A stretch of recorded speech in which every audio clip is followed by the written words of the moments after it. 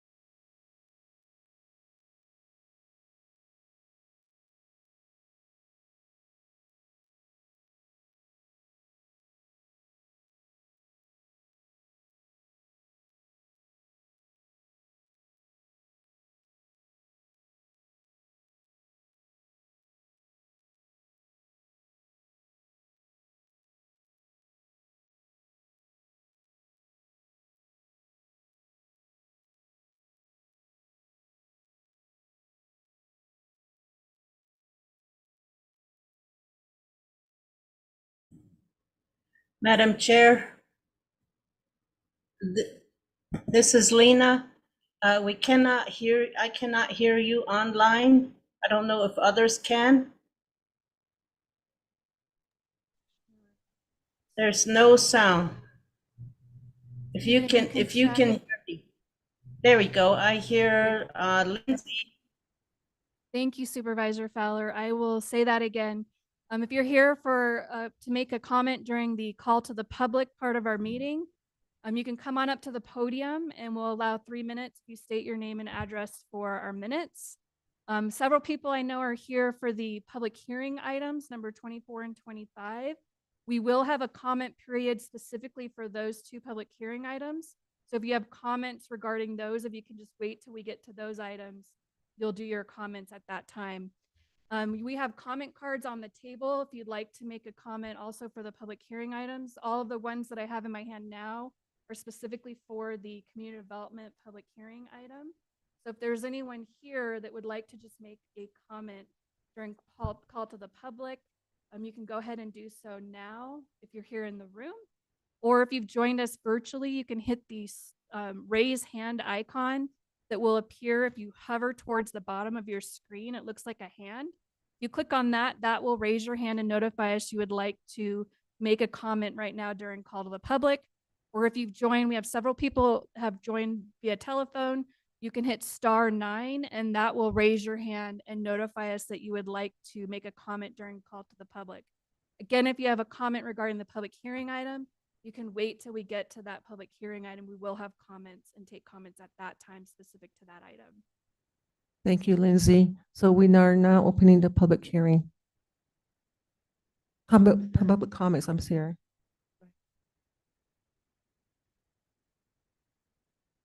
Lindsay? Okay, and again, Chair Begay, we do not have any hands raised on the virtual format or the telephone format. And all the comment cards I have received are regarding the public hearing item for community development. Okay, going once. Is there anybody wanting to make a comment that, for the first item? Check again for a minute. Sure.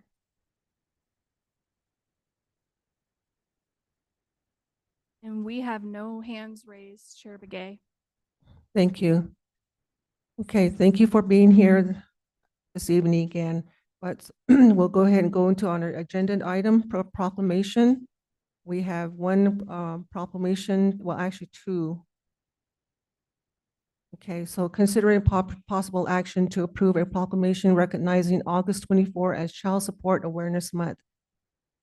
Okay, Andy?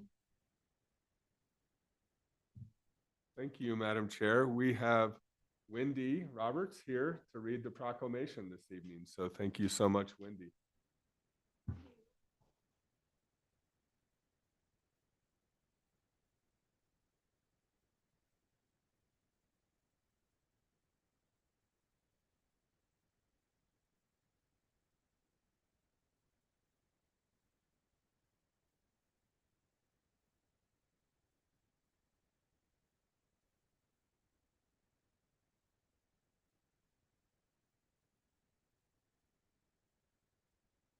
August has been designated Child Support Awareness Month. To celebrate, we had over 360 children enter a coloring contest, art contest, and we have been announcing the winners all month long. So thank you again. I'm going to go ahead and read the proclamation.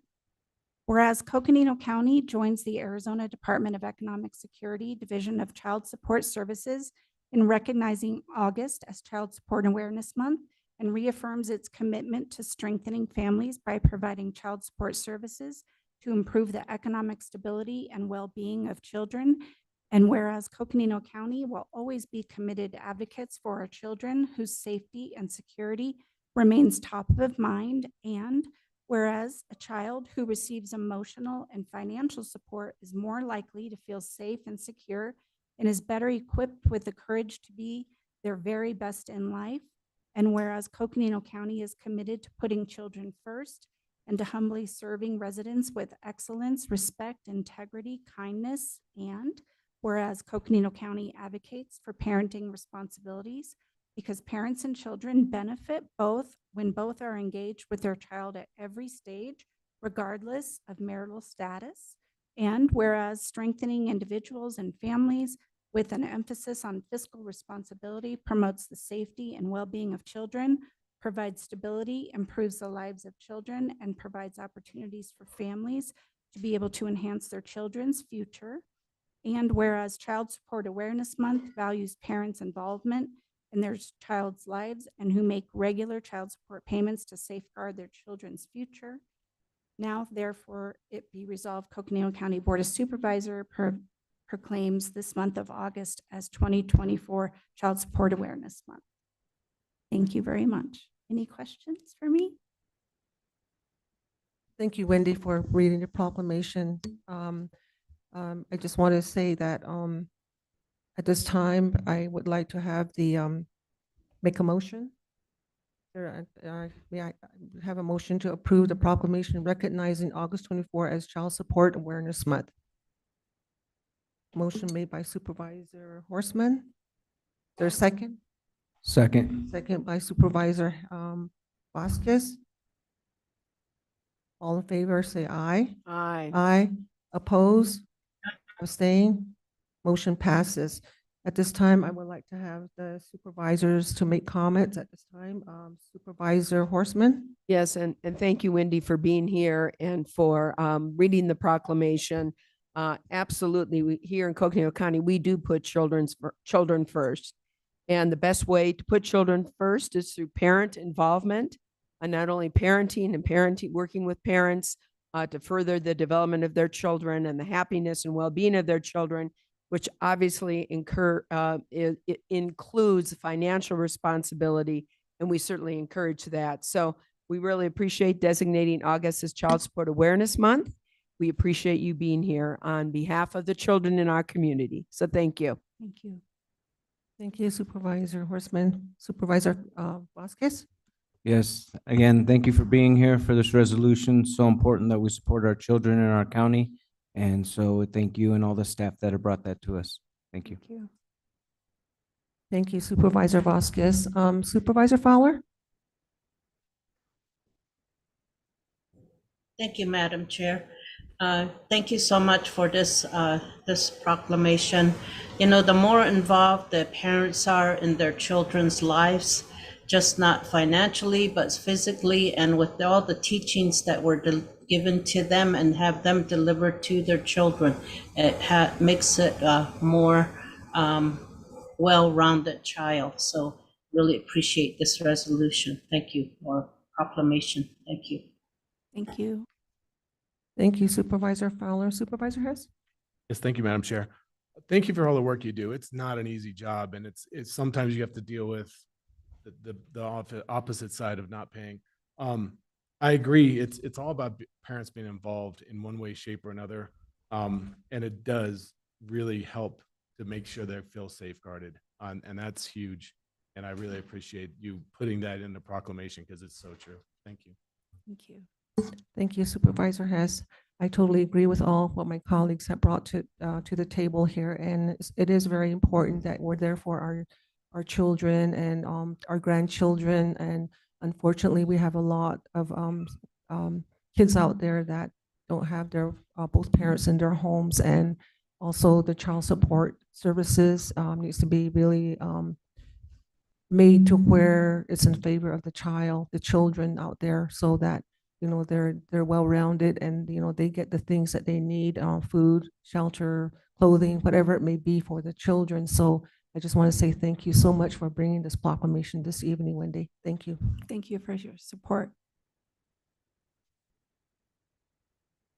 Okay.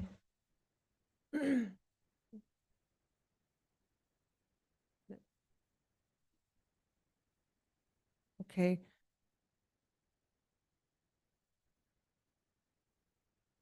Okay, we want to take pictures, but we'll just wait till after the next proclamation. Okay, thank you.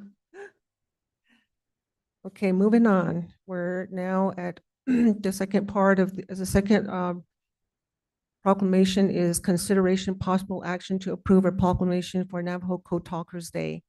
County Manager. Thank you, Madam Chair, members of the board. Here this evening, we have Shirley Watkins with Coconino County, who is honored to read the proclamation this evening, honoring our code talkers. So thank you. Ray Daw is here as well. Hi, Ray. Yeah, so Raymond Daw and Shirley Watkins are here. Thank you. You may proceed. Yate, Coconino County Proclamation designating August 14, 2024 as Navajo Code Talker Day. Whereas from 1942 to 1945, Navajo Code Talkers fought and sent coded messages in every attack the U.S. Marine led in the Pacific during World War II, including Guatemala, Tara, Peleliu, and most famously Iwo Jima. Whereas Navajo Code Talkers serve in all 6 U.S. Marine Division Raider battalions, parachutes units, transmitting in unbreakable code derived from their native language. And whereas President Ronald Reagan in 1982, while declaring the first Navajo Code Talker, said, "These men were equipped with only foolproof, unbreakable code and history of welfare." And whereas the Navajo Code Talkers created a code based on the complex, unwritten Navajo language and could encode, transmit, and decode a 3-line English messages in 20 seconds rather than the 30 minutes it took for the machines. And whereas the memorized coach, which assigned a Navajo word for each English letter with special terms for planes, ships, and weapons, and created the messages that were instrumental in saving countless lives and led to a faster Allied victory. And whereas Coconino County takes pride in being home to Navajo Nation and families of many code talkers from the Arizona, Utah, and New Mexico, who share stories in honor of their service in the United States Marines. And whereas Coconino County Board of Supervisors recognizes Navajo code talkers, their families, and Navajo Nation for their service during the World War II, and celebrate their iniquity in creating an unbearable code. And whereas the impact of the Navajo, Havasupai, Hopi, Halapai, Haibat, and Paiute, San Juan, Southern Paiute, in our community immeasurable. From serving our military and sharing their art, culture, and traditional values to leadership, policy, and resources of livelihood are intertwined. And now, therefore, be it resolved that the Coconino County Board of Supervisors do hereby designate August 14th, 2024 as Navajo Code Talker Day throughout the Coconino County in honor of the Code Talkers' dedicated service to the defense and protection of our nation.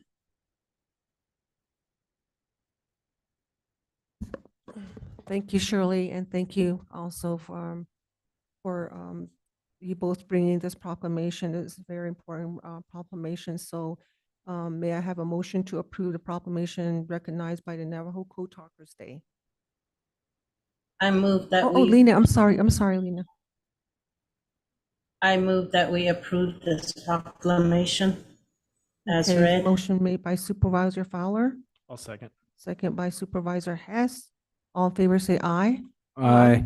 Oppose? Aye. Abstain? Motion carries. At this time, I will give the floor to the Board of Supervisors to make comments. Supervisor Horstman? Yes, and thank you very much, Ray and Shirley, for doing this. And I know that the chair and I were really honored to be included in the Navajo Code Talker Day celebration with former Navajo Chair Peter McDonald. And I know, Shirley, you were really involved in that, and thank you for your involvement. And, you know, it was an amazing morning, quite frankly. He spoke for over an hour, used no notes. He just told the story of the code talkers, the original 29 code talkers, and then what ended up going into 400 code talkers that served as Marines in World War II and developed a code, of course, that was never broken. And as a result, the war, especially the war in the Pacific, ended sooner and victoriously for the United States and our allies. So it was a wonderful opportunity to hear living history.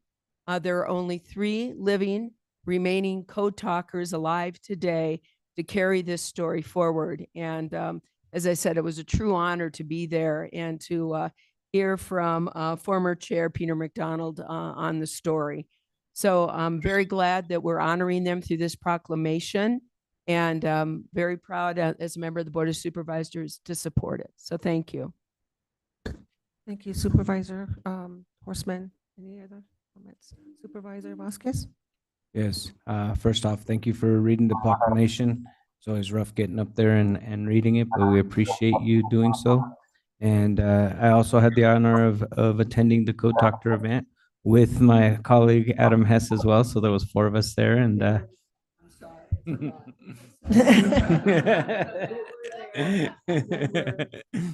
have my witnesses, but it was truly amazing to see Mr. McDonald tell the story. I hope that I'm as vital at 97 years old as he was that day. I mean, I couldn't believe how animated he was and how well he was able to tell the story. And it was quite an inspiring story of how these 29 code talkers developed this code that helped save our democracy in World War II. And so it's really a pleasure to be able to have this resolution today to honor our code talkers and honor the efforts of all our military that have helped maintain our democracy. So thank you.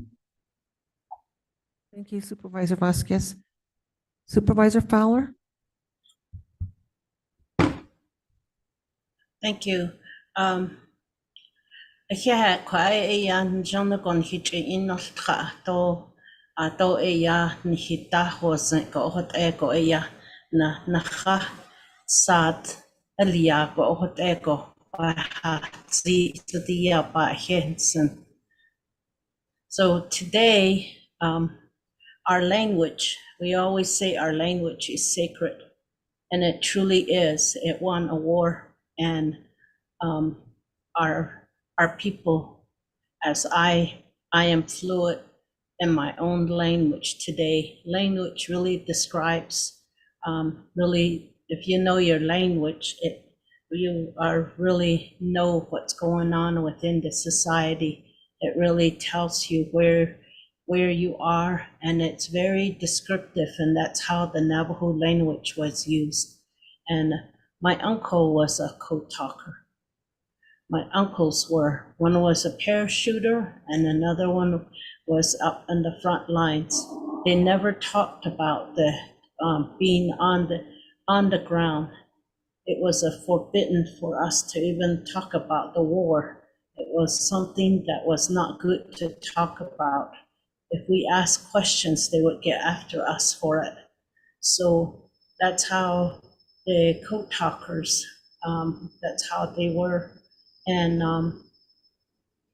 today, it just is something that is in history, and yet it's very real in our own families, our personal families today. It's not something that happened long time ago.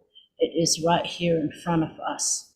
So I just want to thank the county, thank the managers and others who have put this proclamation together, who we all worked on it together, and really to honor our code talkers. But really, when you think about the code talkers, it's really all veterans. I want to just recognize all the other veterans who are in the room here and others that have served. And once there's a veteran in your family, it really is very emotional part of being part of a family. So I just want to thank you again for passing this proclamation and having it read by our staff. And I want to thank Coconino County, and I ask all our residents in Coconino County and all others to remember the history. Remember how don't just choose not to listen to history. Learn about our history. Learn who people are. That way, you really know history. Find out who they are, and really, then you can really talk about those people. So I just want to thank you all. Yeah. Yeah, Deja. Supervisor Hess? Yes, thank you. There was two big takeaways I got from when he was speaking to us. And one is Navajo is not a written language. So these 29 soldiers or Marines had to design words to fit an English alphabet and then utilize the Navajo language to then transmit. That to me was amazing. And I'll tell you, when I was they developed 3 different alphabets, and it took me all summer at basic training to remember our phonetic alphabet when I was, so for them to remember that is super impressive. And my hat's off to them as a veteran, to those veterans. It's super impressive of what they did to ensure that we won the war. And that's true. Thank you. Thank you. Thank you, Mr. Dawes, and also Shirley Watkins. Yeah, I just want to say that it is true, you know, our language is very sacred. And, you know, to have them break the code using that language is something that's history. And we understand there are three survivors of the code talkers there's only three of them surviving right now. So, but in Navajo, I just want to say,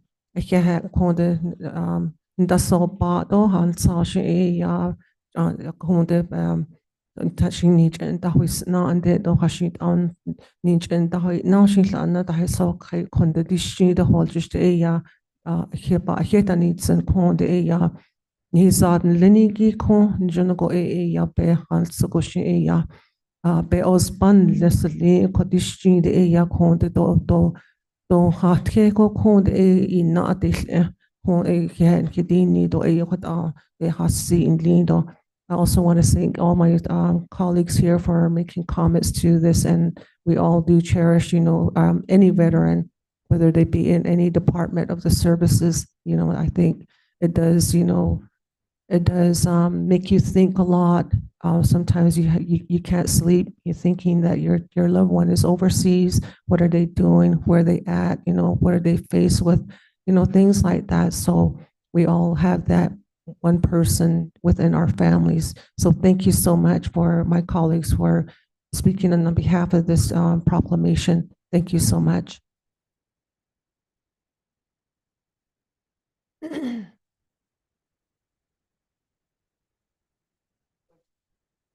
we can take a couple photos.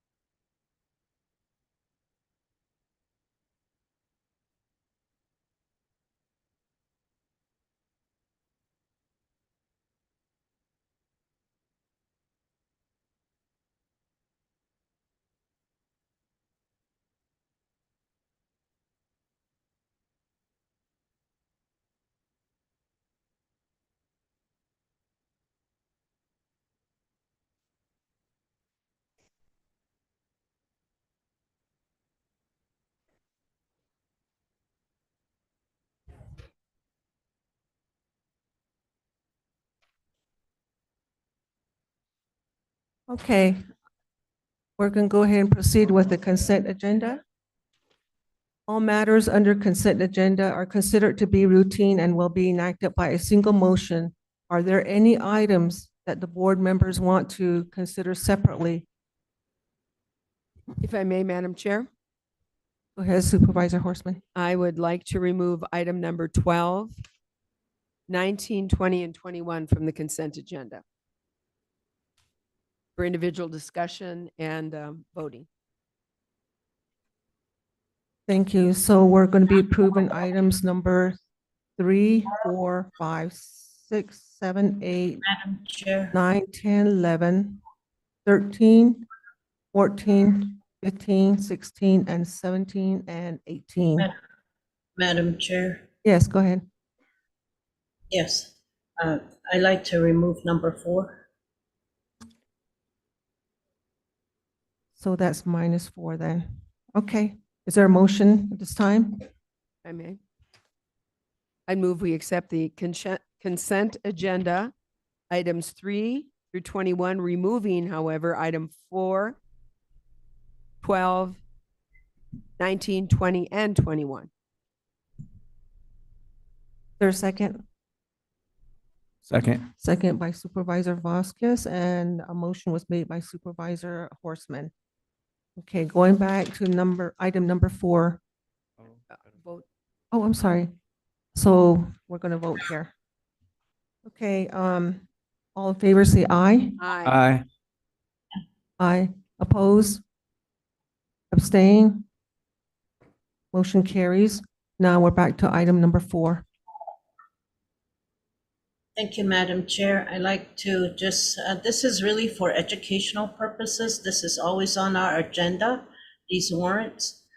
And we just don't ever, we know what they're all about, but I wanted to just pull it to see if maybe our county manager or maybe our finance director, Siri, could just explain what these items are and how these items end up on our agenda and how they're paid out, because these are payments that are sent out. Thank you. Okay, County Manager? Thank you, Madam Chair, members of the board. Erica Philpott, our Deputy County Manager, is here and is prepared to address item number 4 and answer the questions regarding the warrants. So thank you, Erica. Thank you, Madam Chair, members of the board. Thank you, Supervisor Fowler, for the question. So item 4 is the consideration and possible action to ratify and or approve warrants, electronic fund transfers, and other payments that are listed on the agenda. And Arizona Revised Statute 11-217 requires that minutes of the board shall include all demands and warrants approved by the board in excess of $1,000. This means that all county payments by check, electric fund transfer, or wire are presented to the board and entered into the record. Also presented are payments when the cumulative amount for the reporting period paid to a vendor exceeds $1,000, so that transactions may not be split to avoid reporting. The report being entered into the minutes today shows payments that were issued on August 8th. Regardless of if county payment is issued through check, electronic fund transfer, or wire, there are multiple controls, financial controls in place before a payment gets created for this report. These controls include budget controls, purchasing authority, and payment reviews. And payment reviews are multiple level payment reviews in the accounting system that require multiple levels of approval. Only after all of these control steps have been completed, and there are multiple steps within each of those 3 controls, and those controls have been checked, will a payment be issued and reported by finance. I'm happy to have the opportunity to talk through the detail and the care with which our finance department handles all of the payments for the county with transparency and fiscal responsibility as being good stewards of taxpayer dollars. Thank you. Thank you. Thank you, Erica. Any other comments?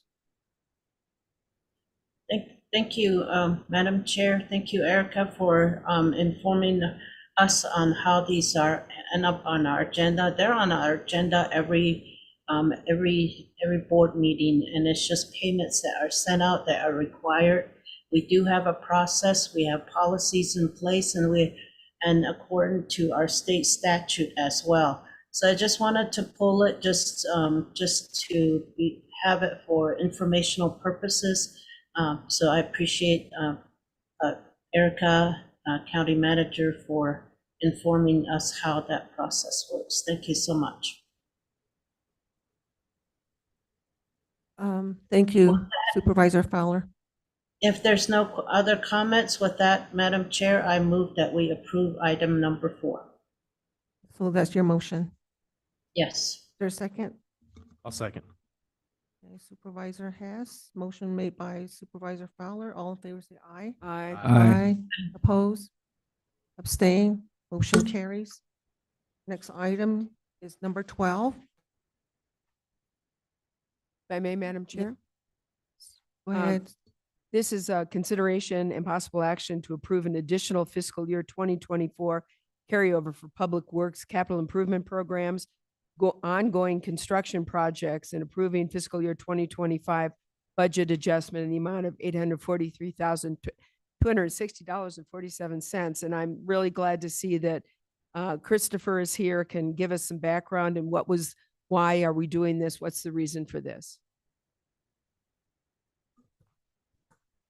Thank you, Chair Begay and Board of Supervisors, and specifically Vice Chair Horseman. This item before us today relates to projects. There's actually 4 different projects. It's road work. Westwood Estates is one. There's 2 projects on Lake Mary Road. There's also guardrail replacement, or actually it's a handrail project that's tied to one of our flood control district projects.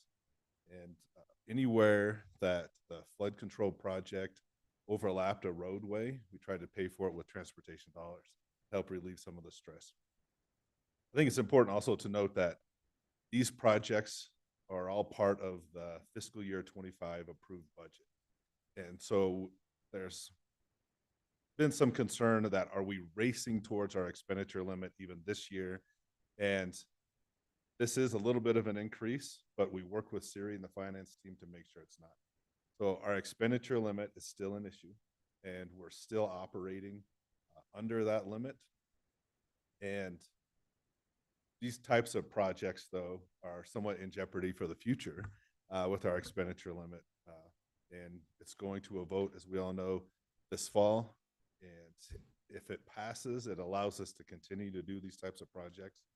If it doesn't pass, then in the future, we definitely have to look at how we are going to continue to be able to manage the 1,000 miles of roads that we have in Coconino County.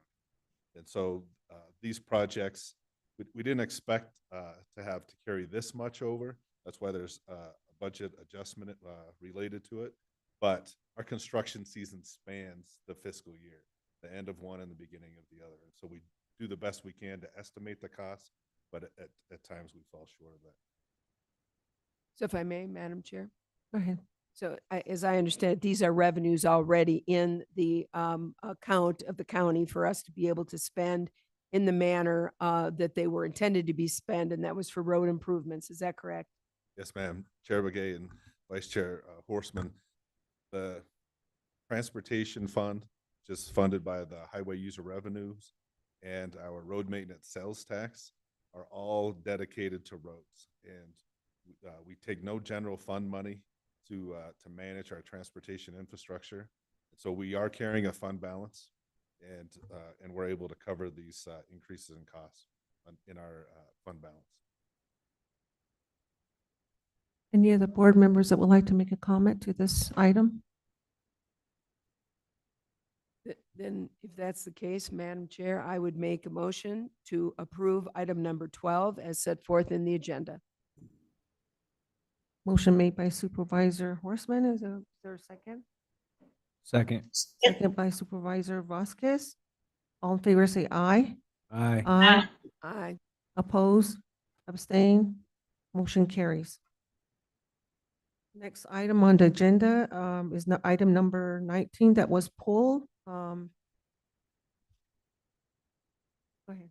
Madam Chair, if I may, I asked to pull these because I think they're all very interesting and important for us find out in our community to find out what's going on. I think this is good news at least 19 and 20 in particular. And we have our superintendent of schools, Cheryl Mangle Paget, in here with us this evening. So I thought it'd be a great opportunity to provide information to our community. So thank you, Cheryl.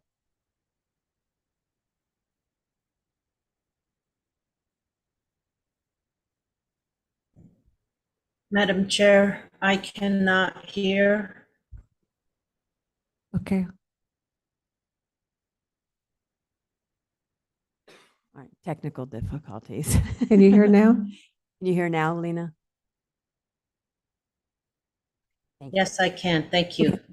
All right, so the superintendent of schools, education service agencies provides services to all schools in the district, and we often do that by securing funds. And as the ESSER funds, ARPA funds are ending, there's some programs that we wanted to continue. So we were able to, for number 19 on the Gila River Indian Community Grant, this funding is going to continue to support the crisis intervention teams for our schools. And it's our agency going out and supporting schools in crisis, as well as training their staff, as well as supporting educators, mental health and supports for them as well. So that was a phenomenal a win for the office that we could continue those. Looking at item number 20. Wait, we'll go and take these items one by one. individually. Okay, sorry. And if I may, it's just under $300,000 grant for the purposes you've indicated, which I think is great and wonderful, and congratulations. Thank you. It's a wonderful way to serve our community. So with that, Go ahead, Supervisor Vasquez. I just wanted to commend you for bringing so many grants to the county. It seems like you're constantly bringing lots of money to different programs that are needed for our rural schools in particular. And so just want to say thank you for all your hard work. You are very welcome. Thank you. And Any others? if I may, Supervisor Madam, Fowler? thank you. I'd just like to add that creative programs. These are programs that directly are beneficial to our communities, to our schools, and just really a lot of partnership that is involved. So really appreciate that. Thank you. with that, Thank you. Any? at this point, I would ask to approve Resolution 2024-42, accepting the Gila River Indian Community Grant Fund in the amount of $299,529,000 from the Gila River Indian Community to be utilized for the Educator Wellness Bridge Project, and to approve a budget adjustment.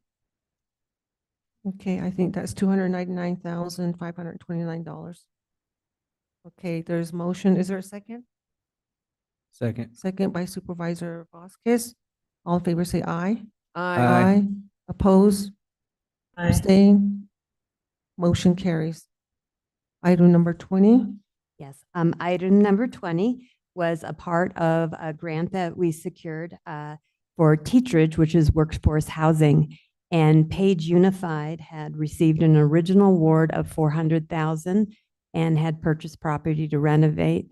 There landed up being some issues with that property, and they obtained a more beneficial property that can actually house more teachers. And we were able to increase their award to $500,000, which was the cap, and then they matched us at $500,000. And they have a new address for this teacherage, and so they have opened the doors and they're ready to go. Workforce housing for the school up there in Page. So that's wonderful and great news. And again, congratulations. It's really wonderful. Supervisor Fowler? Yes, Madam Chair, thank you. I was going to also pull this one. I really appreciate that being pulled. Workforce housing. Housing is such an issue across our county and across the country, especially in counties like ours. And I really appreciate Cheryl and our superintendent and staff really being innovative once again, and with forming all these partnerships to be able to meet the needs of our school system, to be able to provide some housing and be able to help them out in their community. So really appreciate that. And that is the biggest issue in bringing in staff to our communities for quality education and being able to keep our staff in the community. So thank you so much. Thank you. Thank you, Cheryl. I just want to say thank you so much again, for bringing grants to to the county for just anything that you could think of as far as education is concerned. And certainly, we're losing teachers because there's no units for them to live in, and we're short of teachers already. Even things all over the place here in Arizona. But I just want to say thank you so much for taking the opportunity to look at other avenues, to solicit dollars for our communities that we serve underneath Coconino County. Thank you. Thank you. So with that, is there a motion? Supervisor Fowler? Yes, with that, I move that we approve this item as read on the agenda. Thank you. Is there a second? Second. Second by Supervisor Vasquez. All in favor, say aye. Aye. Aye. Oppose? Abstain? Motion carries. Item number 21. And of course, I think this is just important for the community to be aware of as well. So we appreciate the information on this. And what I can say about this is we were able to cancel the elections for several of our districts because they had enough candidates to be able to fill the seats, except for one. One school district was not able to fill a seat. And so they will be appointed and deemed elected. So that is good news, and the districts won't have to pay for the election. And then just want to encourage everybody that there are many districts that are going to election. And so please do your homework and vote. Would you mind reading the school districts for us that there won't be an election because they're individuals who have applied by this motion will be assuming the seats? Yes. So we have Flagstaff Unified School District for its 2-year seat. Okay, they will have an election for the 3 seats for their 4-year seats, but one of theirs was just 2-year. Chevelon Butte, our transportation district, had 3 4-year seats. Fredonia Moccasin, 3 seats for their 4-year term, but they will have an election for their 2-year seat. Maine Consolidated, which is out in Parks, 3 seats for a 4-year term. And then Tuba City Unified for 4 seats total.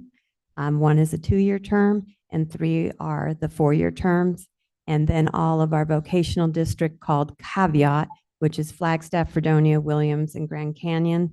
They have filled all their seats, but they will, and so we're canceling those. And then Native, which is the vocational district in Tuba City, we were not able to get an applicant or somebody to want to run for election for that one. So we will work with them on appointing. Thank you. Any other supervisors would like to make a comment at this time? No. Madam Chair. Okay, go ahead. Supervisor Hess. Yeah, I just want to thank you again. As superintendent, you've worked hard to get these grants. You're tireless. I really think it's a great win for the workforce housing. That's an amazing win. We're working on other places and other jobs, so that's a huge win. And then having people volunteer and fill those seats is great. And I appreciate everyone out there that really is stepping up and filling those seats. Thank you for that. The last 2 elections, we've been out in all the communities trying to talk to the public and make it easy, and so that access is not a barrier, so they can file with us in their own community.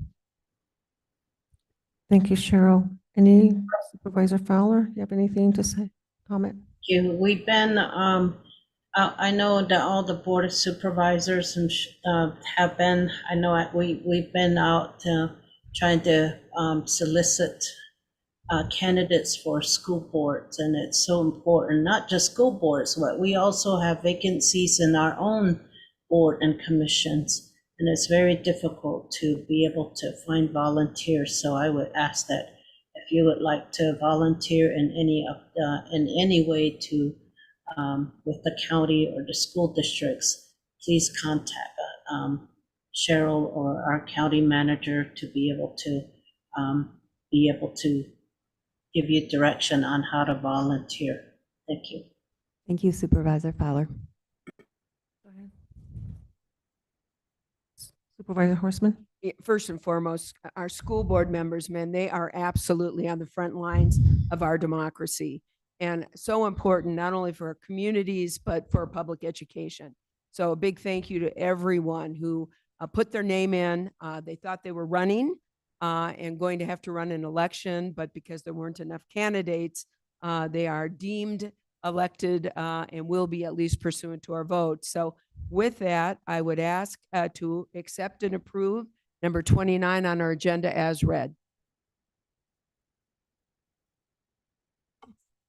21. 20, did I say 21? Sorry. The other 29, 21. So sorry, number 21. And being a school board member is a lot of fun.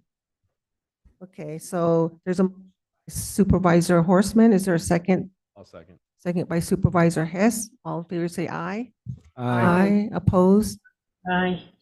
Aye. Abstain? Yes. Oh, what did you? All in favor say aye. Aye. Oppose? Abstain? Thank you. Thank you again for your time. Thank you so much for explaining and enlightening us more on the items that you have on the agenda here. The board is going to be going into the to resolve as a Public Health Services District Board of Directors. May I have a motion? So moved. Second. Okay, motion made by Supervisor Vasquez and second by Supervisor Horstman. All in favor say aye. Aye. Aye. Oppose, abstain, motion carries. Are there any items that the board members want to consider separately for items number 22 and 23? There being none, do I have a motion by Director? Me? Go ahead, Supervisor Horstman. At this time, I would move that we accept the consent agenda for Public Health Services District, item number 22 and 23.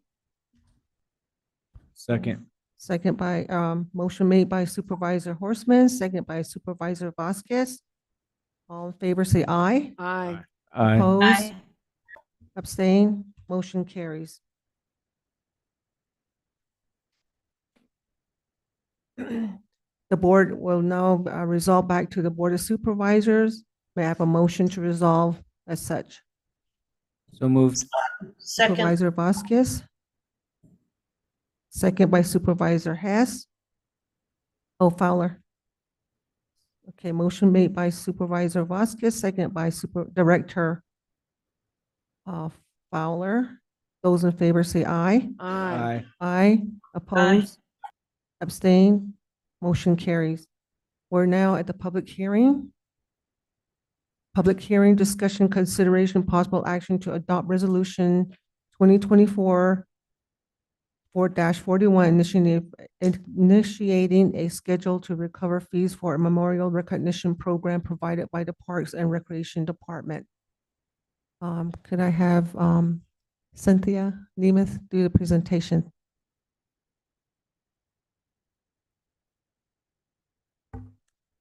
Madam Chair, members of the board, Cynthia Nemeth, Parks and Recreation Director. Our Assistant Director, Liz Krug, is going to present this item this evening. It's on the memorial program for Coconino County Parks. And she'll give you the details. This is something that was brought to you earlier this year, and we've gone through the public hearing process, of which she will explain to you and kind of give you a brief background and talk you through the final steps if you are so inclined to approve the fees in the program this evening. So with that, Liz.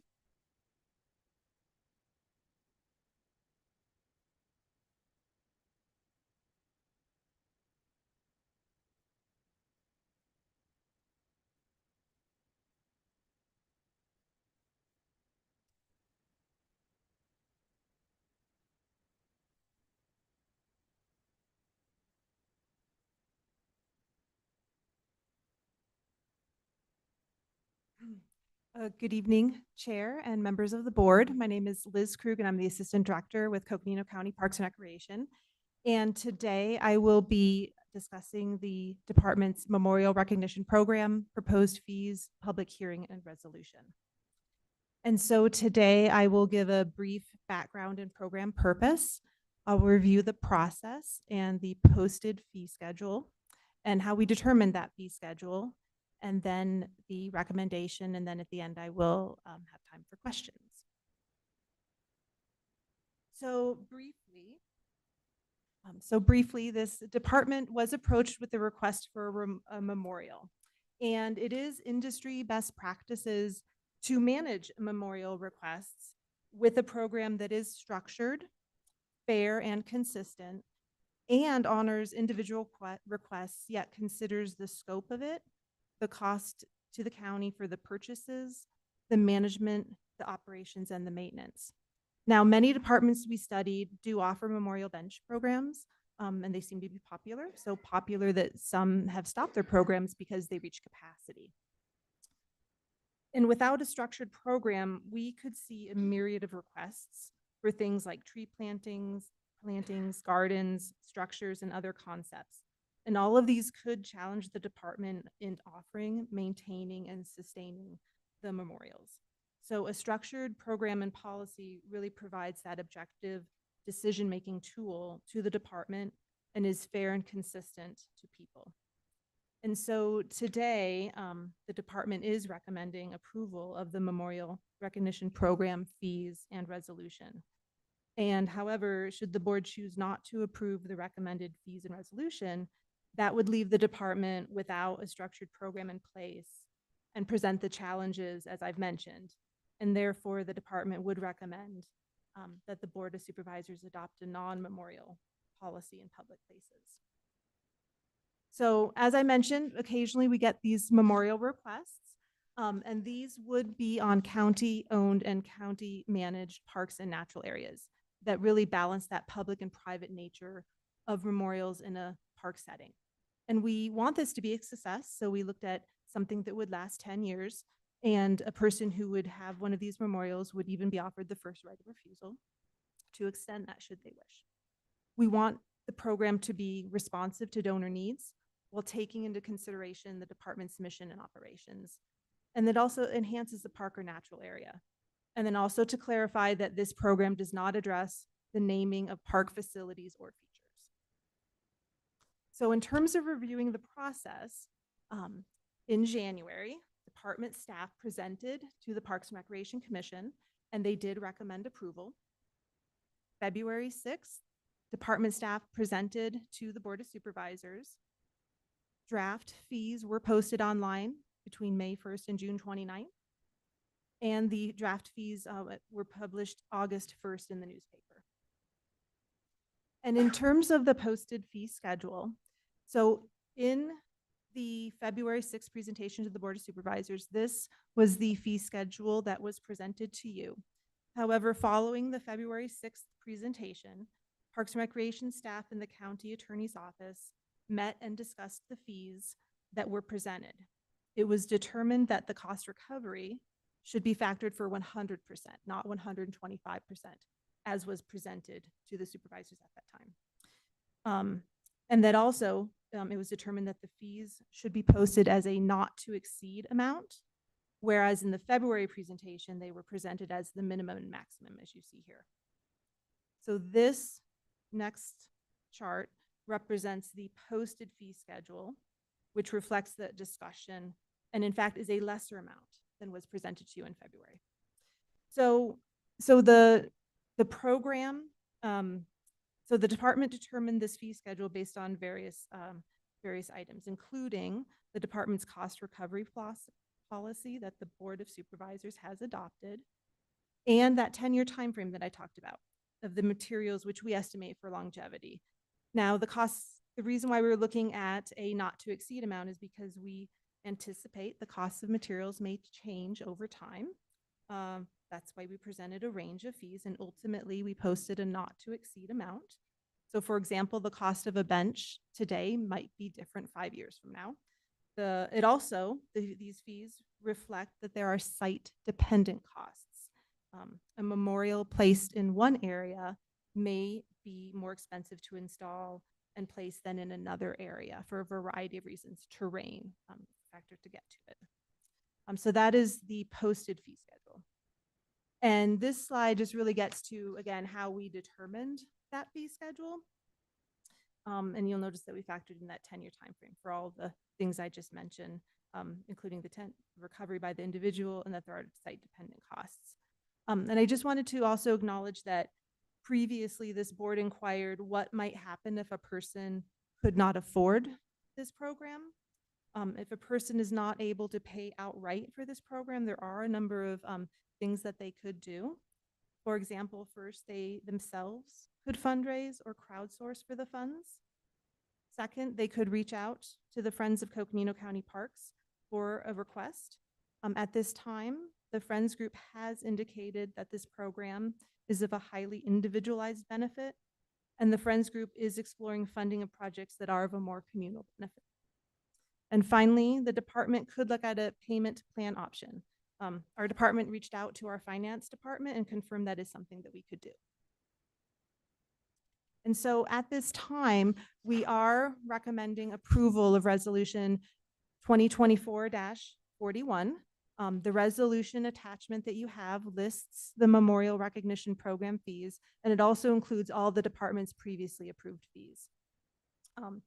Again, I'll just say that it is an industry best practice to manage memorial requests with a program that is structured, fair, and consistent, and honors those individual requests, yet also considers the county's the cost to the county for purchases, management, operations, and maintenance. If the board should choose not to approve the resolution, that would leave our department without a structured program and cost recovery approach. And the department would then recommend the Board of Supervisors adopt a non-memorial policy in public spaces, because without a structured program in place, we could see, again, a myriad of requests for things like tree plantings, gardens, structures, and other concepts that could challenge the department in offering, maintaining, and sustaining memorials. A structured program and policy provides that objective decision-making tool for the department and is fair and consistent. And that concludes my presentation.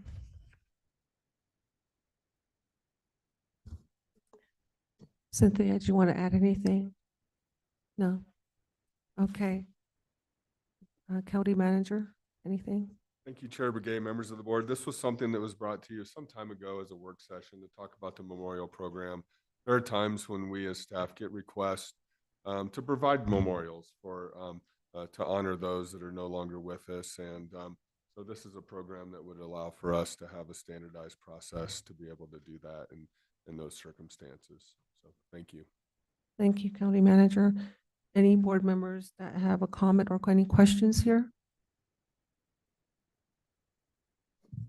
Just one question. I think you said it, but I want to make sure with this, for this program, there will be, after the 10 years, if someone chooses to use this program, if we accept it, after 10 years, there will be an opportunity for the family to do a first right of refusal, see if they want to continue it for an additional period of time? Chair Begay and Supervisor Horstman, yes, that is correct. That is something that we looked into and confirmed that could do. I know that was a question we had before that was important to us, so thank you. You're welcome. Supervisor Vasquez? Thank you. So just to be clear, this is a policy that would apply throughout the county for any memorial effort, or is this just for Fort Hill?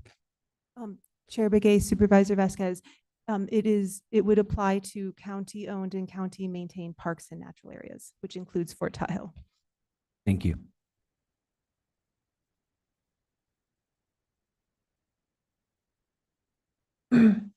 So at this time, we'll go ahead and open the public hearing.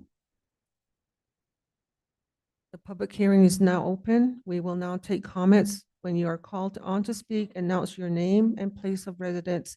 Each speaker will have 3 minutes to speak. Please make sure that your comments are directed to the topic. Clerk Daly, please explain how these here in person and those that are present virtually can provide public comments at this time. Thank you, Chair Begay. At this time, if there's anyone that would like to provide a comment for item 24, the public hearing that was, item that was just presented, you can either fill out the comment card and bring it to me and I can read your comment for you, or you can make your way up to the podium now to make your comment if you're here in the room. If you've joined us virtually on the Zoom, you can hit the raise hand icon that will appear. If you hover towards the bottom of your screen, it looks like a hand. You click on that, that will raise your hand and notify us that you would like to speak regarding item 24. Or if you've joined us by telephone, you can hit *9 and that will raise your hand and notify us that you would like to make a comment on this public hearing item.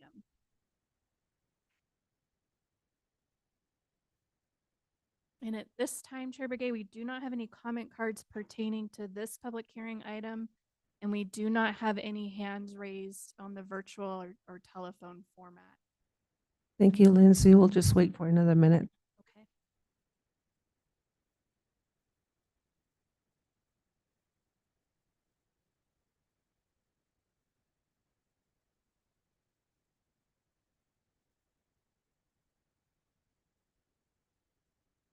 And there are no hands raised, Chair Begay. Thank you, Lindsay. I'm now going to be closing the public hearing. Are there any board members that have any questions, comments at this time?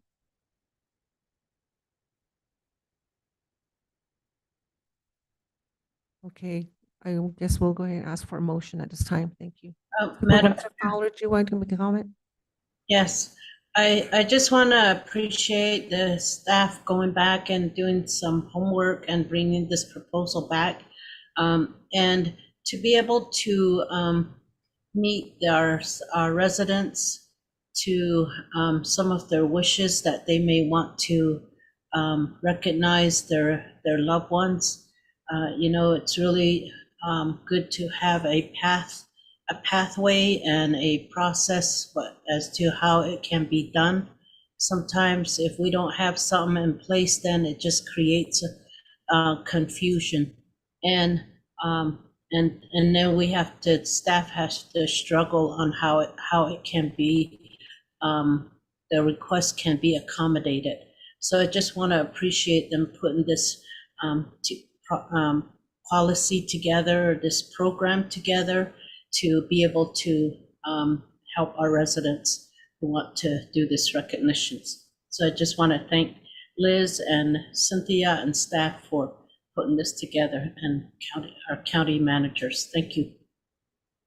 Thank you, Supervisor Fowler. Supervisor Horstman?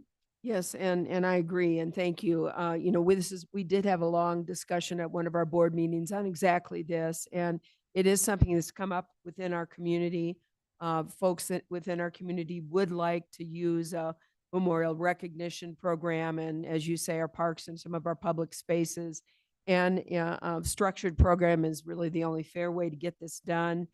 So I really appreciate the time and energy that you and your staff have put in to do this. You know, from the operation and maintenance costs at 100%, and with that first right of a 10-year with first right of refusal, I think sounds excellent. I think this is a excellent program and benefit for our community, and really appreciate you bringing this forward. You're welcome. Thank you. Any other comments by board members? May I have a motion to adopt resolution 2024-41, initiating a schedule to recover fees for a memorial recognition program provided by the Parks and Recreation Department? So moved. A motion made by Supervisor Hess. Is there a second? Second. Second by Supervisor Hess. All in favor, say aye. Aye. Aye. Aye. Opposed? Abstain? Motion carries. Thank you very much. Thank you. Appreciate it. Before we go into item number 25, can we take a 5-minute?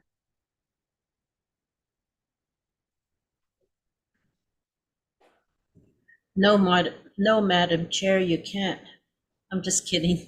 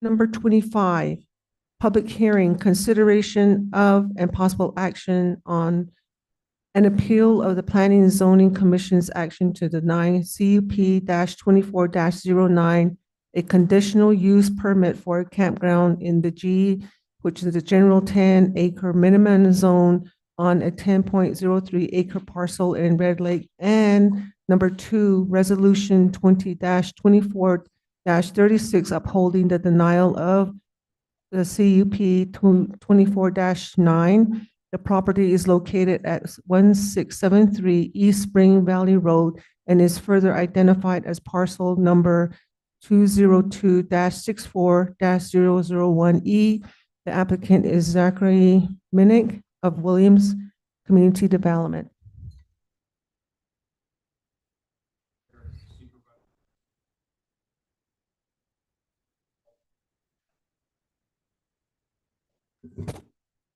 Now I am. I see the light. Apologize.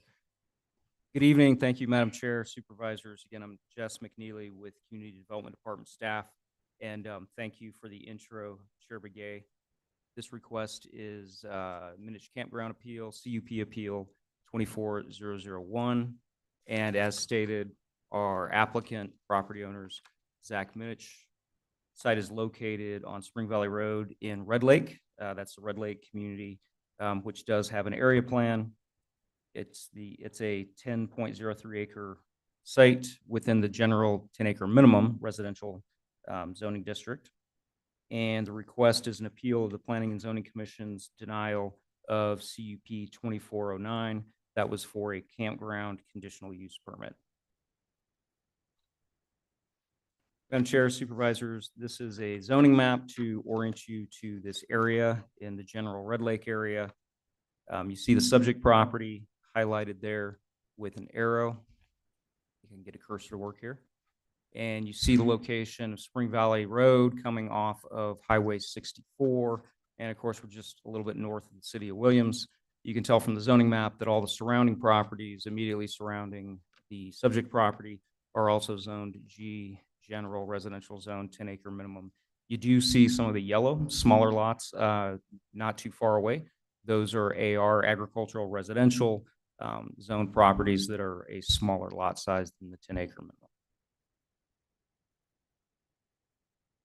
And this is a little bit of a zoom in on the subject property with an aerial photograph. And this aerial photograph gives you a good feel for the vegetation density on this site. Pretty significantly forested here with juniper and pinon. You see the subject property's location off of Spring Valley Road. And you can get a feel for where you see some development on the surrounding properties. You see some of the homes developed on surrounding properties. We will point out that the property nearest developed to the southwest, as I'm pointing right here, where you kind of see some disturbed ground on the aerial photograph, is now developed with a relatively new residence, a new home. And this is a photograph image of the front gate or the access point to the subject property from Spring Valley Road. So you see Spring Valley Road is paved much further ahead than many of our campground application sites. You see the dirt access driveway. If you look back into the trees a little bit, you would see a couple of the metal storage containers back in there that have been used to operate this site for storage.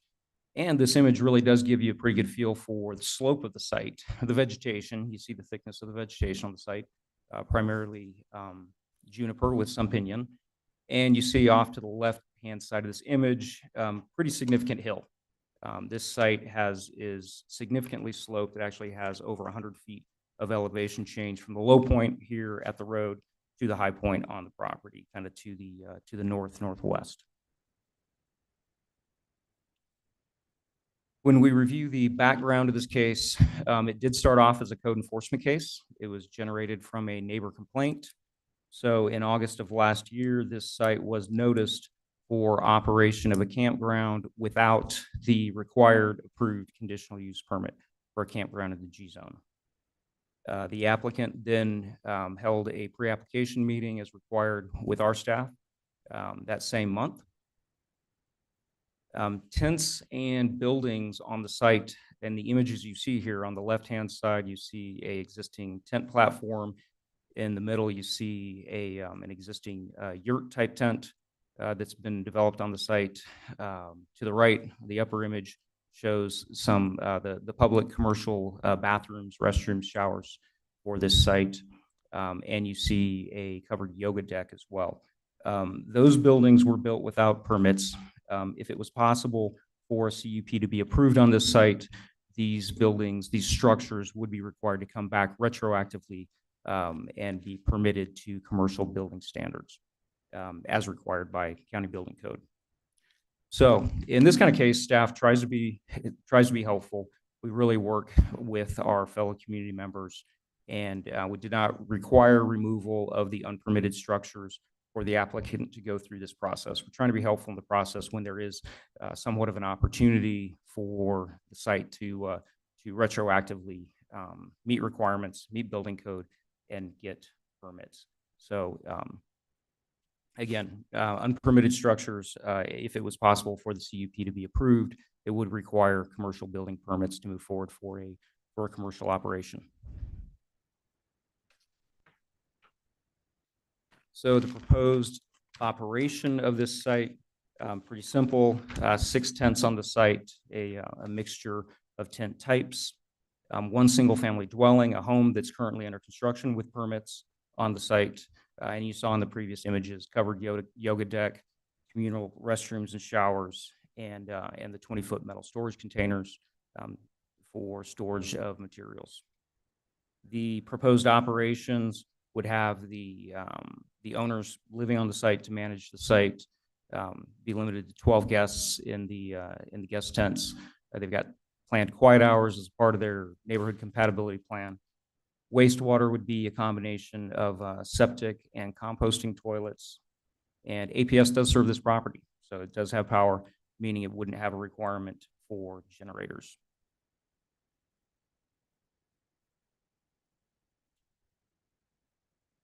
Here is a site plan as submitted by the applicant. We do have to point out, as discussed, that this is not a conceptual site plan. This is an as-built site plan, as the site has already been built out and of course was operating without permits. So this site plan doesn't have the benefit of being conceptual, being able to have things moved around based on considerations. So some important things to note with this site plan: you do see the vehicular access from the southeast, from Spring Valley Road. You see a driveway that goes into the area. You see the home under construction on the site, and you see that the campsites, the tent sites, are in fact accessed by footpaths that actually go up the slope. The slope is to the top of the image, or to the north, and to the west, to the left of the image. So there was some concern that was brought up, certainly at the Planning and Zoning Commission, the analysis done by our Planning and Zoning Commissioners. We will point out the slope on this site is every one of those topo lines, the topographic lines, is a 7-foot increase in elevation change. Total elevation change from the low point of the site down where you access the site to the highest point is 105 feet. That is pretty significant elevation change. And again, this is something that staff did not do a lot of analysis of. Certainly learned some lessons in this case. However, our Planning and Zoning Commissioners did some significant analysis of this site, and they concluded that the slope of this site, the heavy vegetation of the site, the access from the footpaths to the campsites up this sloped vegetated site were really not conducive. This location was not conducive, as we have found in other cases, other campgrounds that have been approved for a safe campground, especially from a fire risk, especially when you consider our predominant winds are from the south.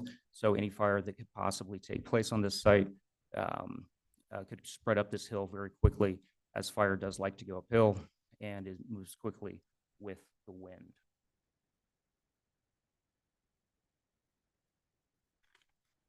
Madam Chair, Commissioners, or excuse me, Supervisors, any questions on the images you've seen so far? I don't want to go too fast if you have any questions. Okay. So our county zoning ordinance does have some minimum requirements for campgrounds. These have been developed over time and have been improved over time. And this campground does meet several of those minimum requirements. It meets the minimum 10-acre parcel size. It meets the maximum density of 2 campsites per acre. And this site is accessed directly on a paved county-maintained road.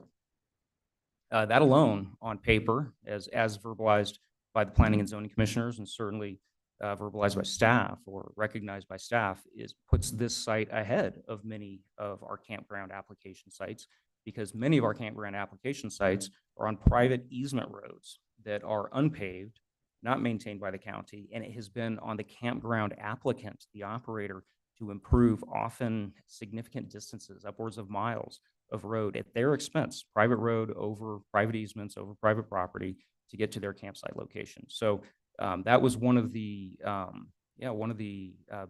benefits to this site. We've certainly done more analysis and realized the parts of this site that are not conducive to safety. But certainly one of the benefits of the site was that it's on a paved county-maintained road.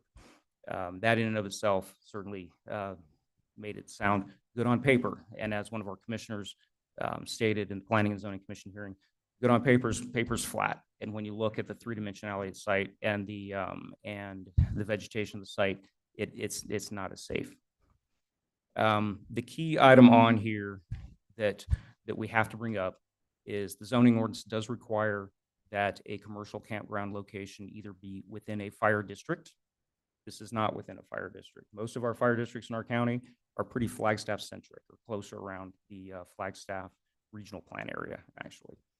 So it's not within a fire district. So the only other option to meet zoning ordinance minimum requirements is to have a fire and emergency services provider identified as being willing to serve the site. That is not available at this time on this site. So in your packet, you do have a email from Chief Trotter from High Country Fire and Rescue, which is relatively nearby, volunteer fire department in the Red Lake area, who does in fact serve some similar type businesses in sites where he's been able to provide a will-serve letter, approve a fire and emergency service plan for other sites that were more conducive to fire safety. So following certainly the Planning and Zoning Commission hearing, some of the analysis that we have the benefit from some of our planning and zoning commissioners, Chief Trotter, and he's here and will be happy to answer questions. Chief Trotter has indicated that his fire department cannot serve this site. So that does leave this site without the opportunity to meet this minimum zoning ordinance requirement for a conditional use permit of having a fire and emergency services provider.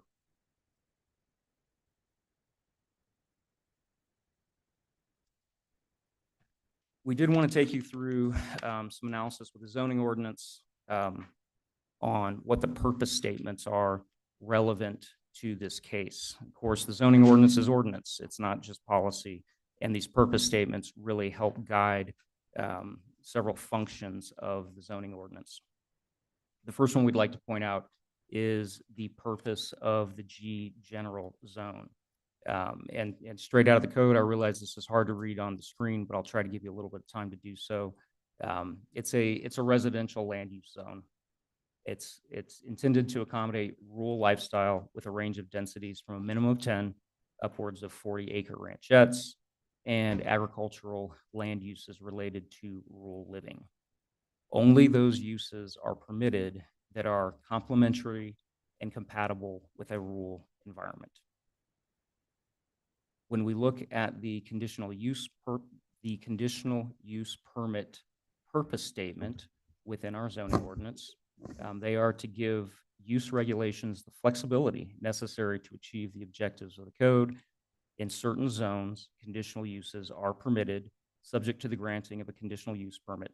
Because of their unusual characteristics, things you would not typically find in this case, a large lot residential zone, conditional uses require special consideration so that they may be properly located. So not all locations are equal, properly with respect to the objectives of the zoning regulations and their effects on surrounding properties, including impacts to the transportation system, public health, safety, and welfare, in the natural environment.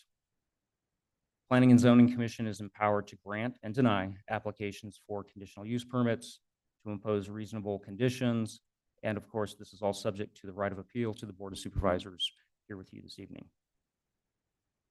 Finally, we would like to point out the purpose statement of our commercial campground section within our zoning ordinance. Section 3.18 is relatively new, actually. And the purpose of this section is to permit recreational camping areas, to support tourism, provide for enjoyment of the county's natural resources, and complement our surrounding national parks, forests, national monuments, while ensuring compatibility with nearby single-family residential areas, and to protect scenic view sheds, environmentally sensitive features, wildlife habitat, and our forest health. So the county created this section in 2019 for good reason. It was really directed by analysis of the county's comprehensive plan goals and policies that drove us to create this section. And we're proud of it. We've improved it over time. The county has actually been recognized as a leader in creating sections like this within our zoning ordinance. With all applicants, we're here to help them. We have numerous property owners in Coconino County who have been able to do these campgrounds. They are commercial operations. They require commercial building permits. They require a permit from the health department to operate. So we'd like to make it as easy as possible.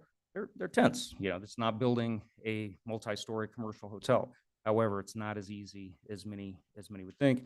And of course, these purpose statements lead us towards which locations are actually the proper locations for these types of uses. So when we look at decisions for conditional use permits, we are required to look at our long-range plans for the county and conformance of the application with those long-range plans.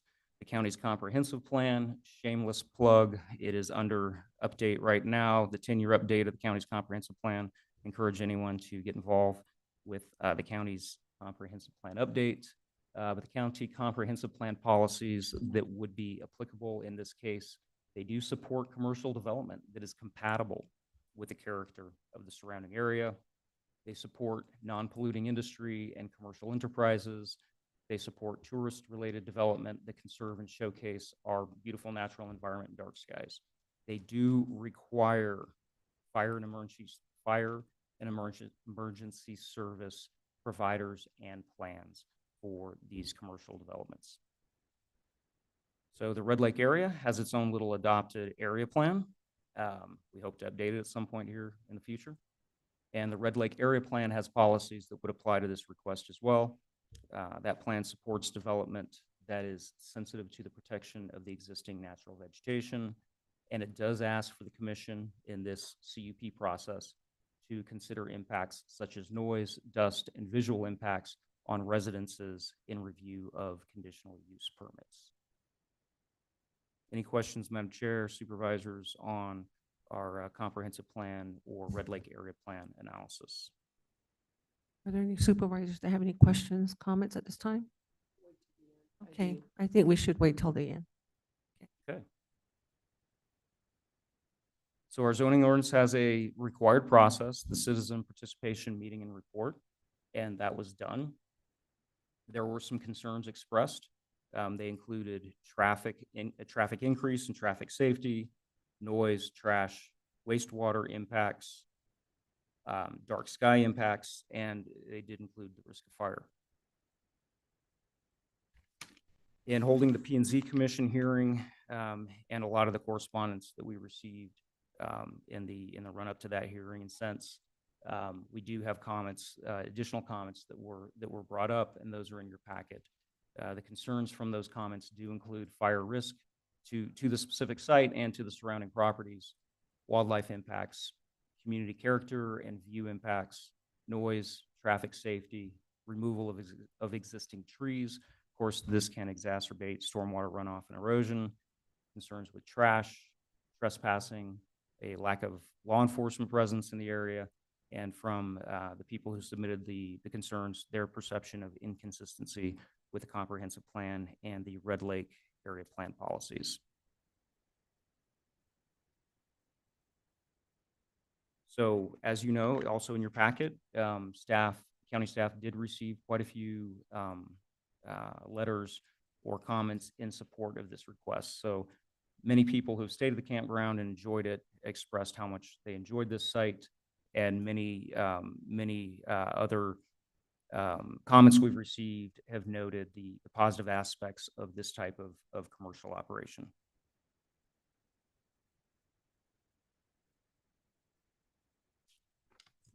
So as came out at the Planning and Zoning Commission hearing, there was a little analysis again in that hearing to try to understand where property owners lived who had provided comments opposed to this request. So you can see, I know it's a little bit harder, we're a little bit zoomed out here, but we do have our subject property kind of in the lower left-hand corner. I'm actually using the arrow to point to it right now.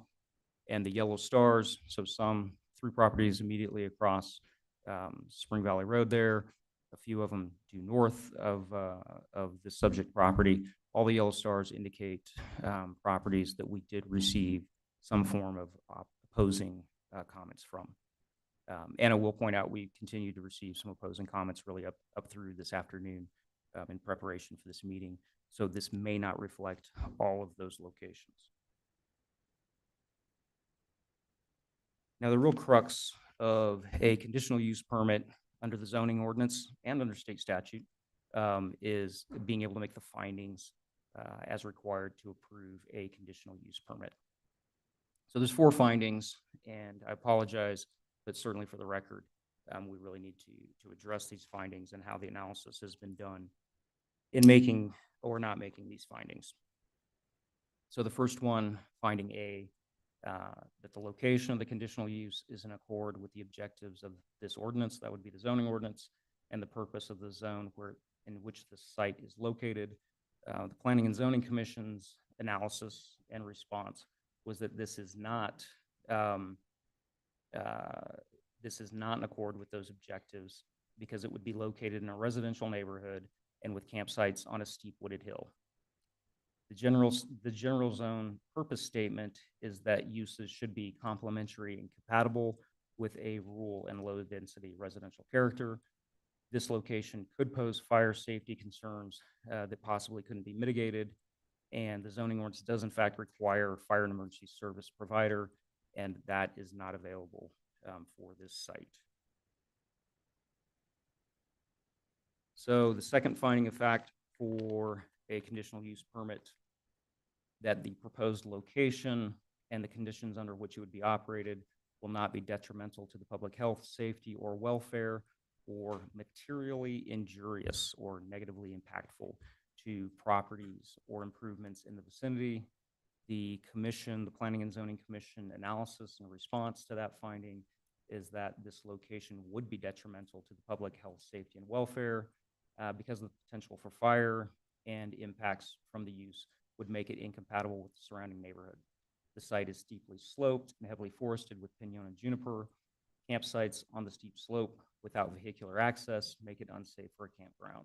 And of course, as noted, a fire and emergency service provider is not available to the site.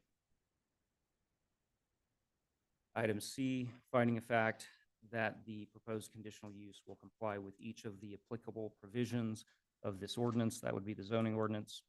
The response would be that the proposed conditional use would not be in compliance with the applicable provisions of the ordinance, as there is not a fire and emergency services provider available to this site.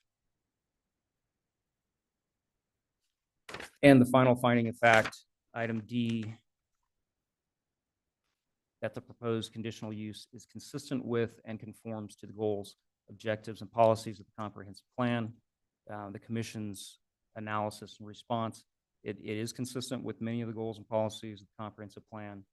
However, without a fire and emergency service provider, the comprehensive plan policies regarding fire safety are not met.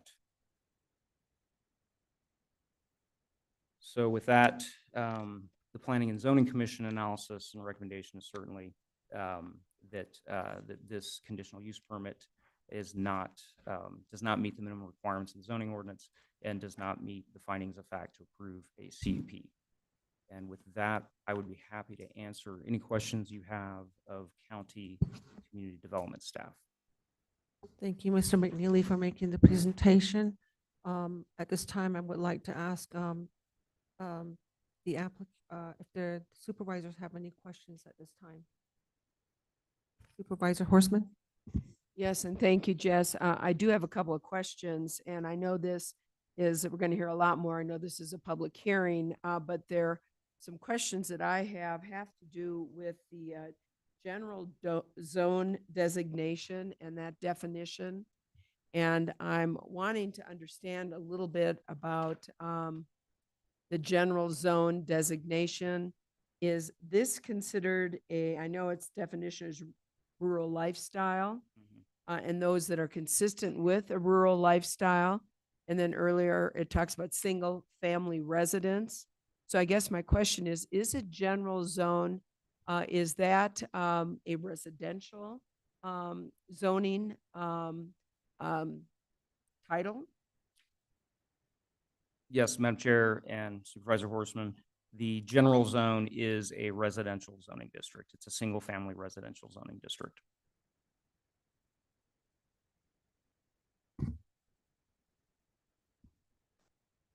And then if I may.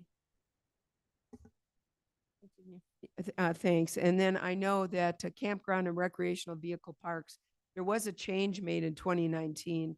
I wasn't on the board at that particular time, and I understand that for these campgrounds and recreational vehicle parks, they used to have to go through a zoning, and that changed to a CUP process.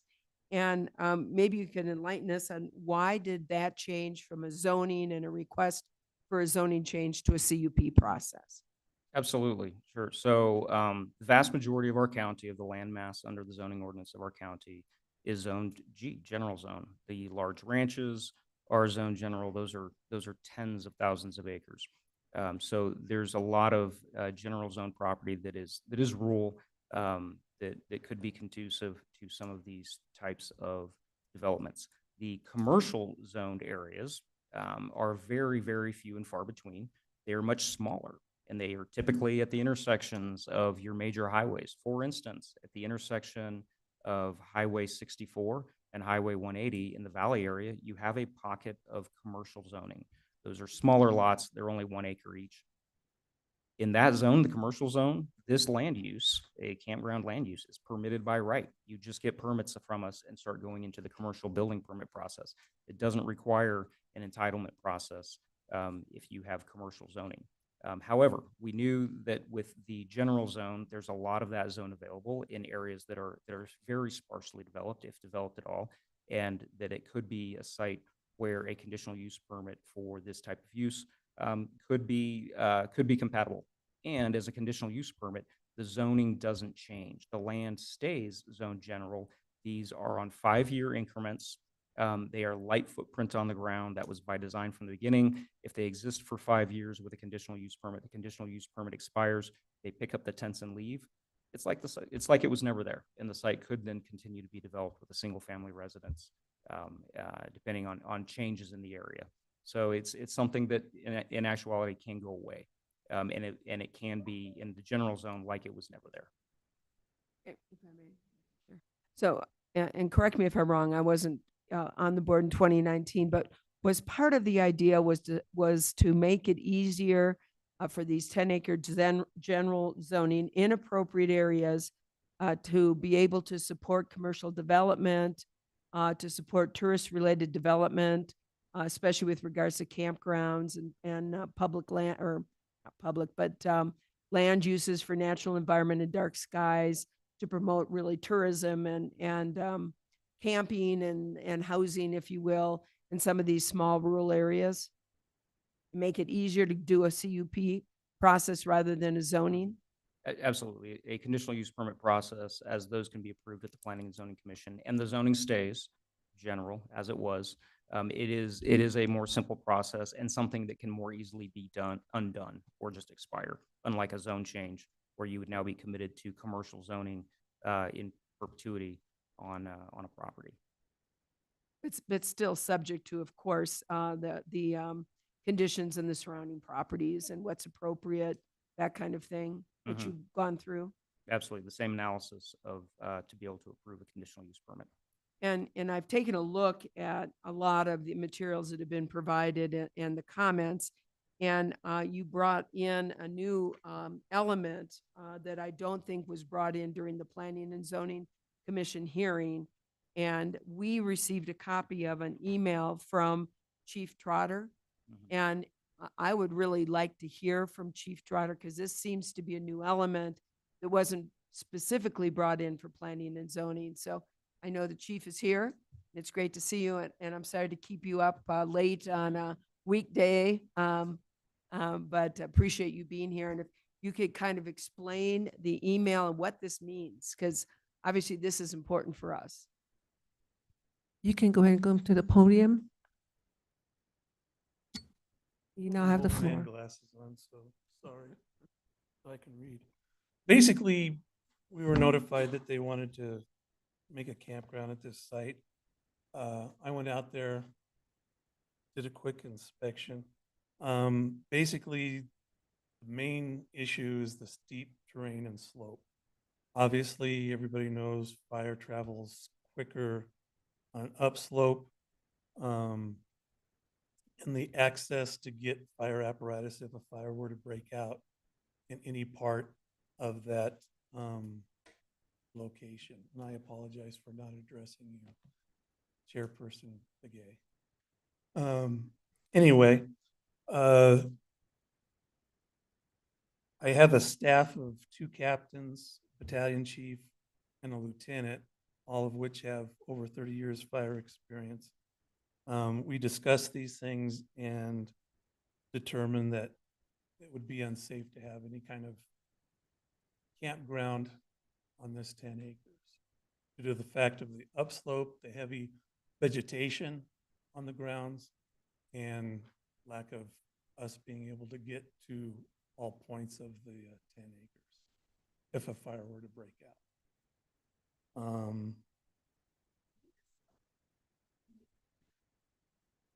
Stay on. Can you describe that for me? You know, obviously being able to get on the property for not only fire, but also emergency response. So can you describe to me what your concerns were that you set Well, forth in the email? we have what's called type 1 and a type 2 apparatus that we do most of our firefighting with.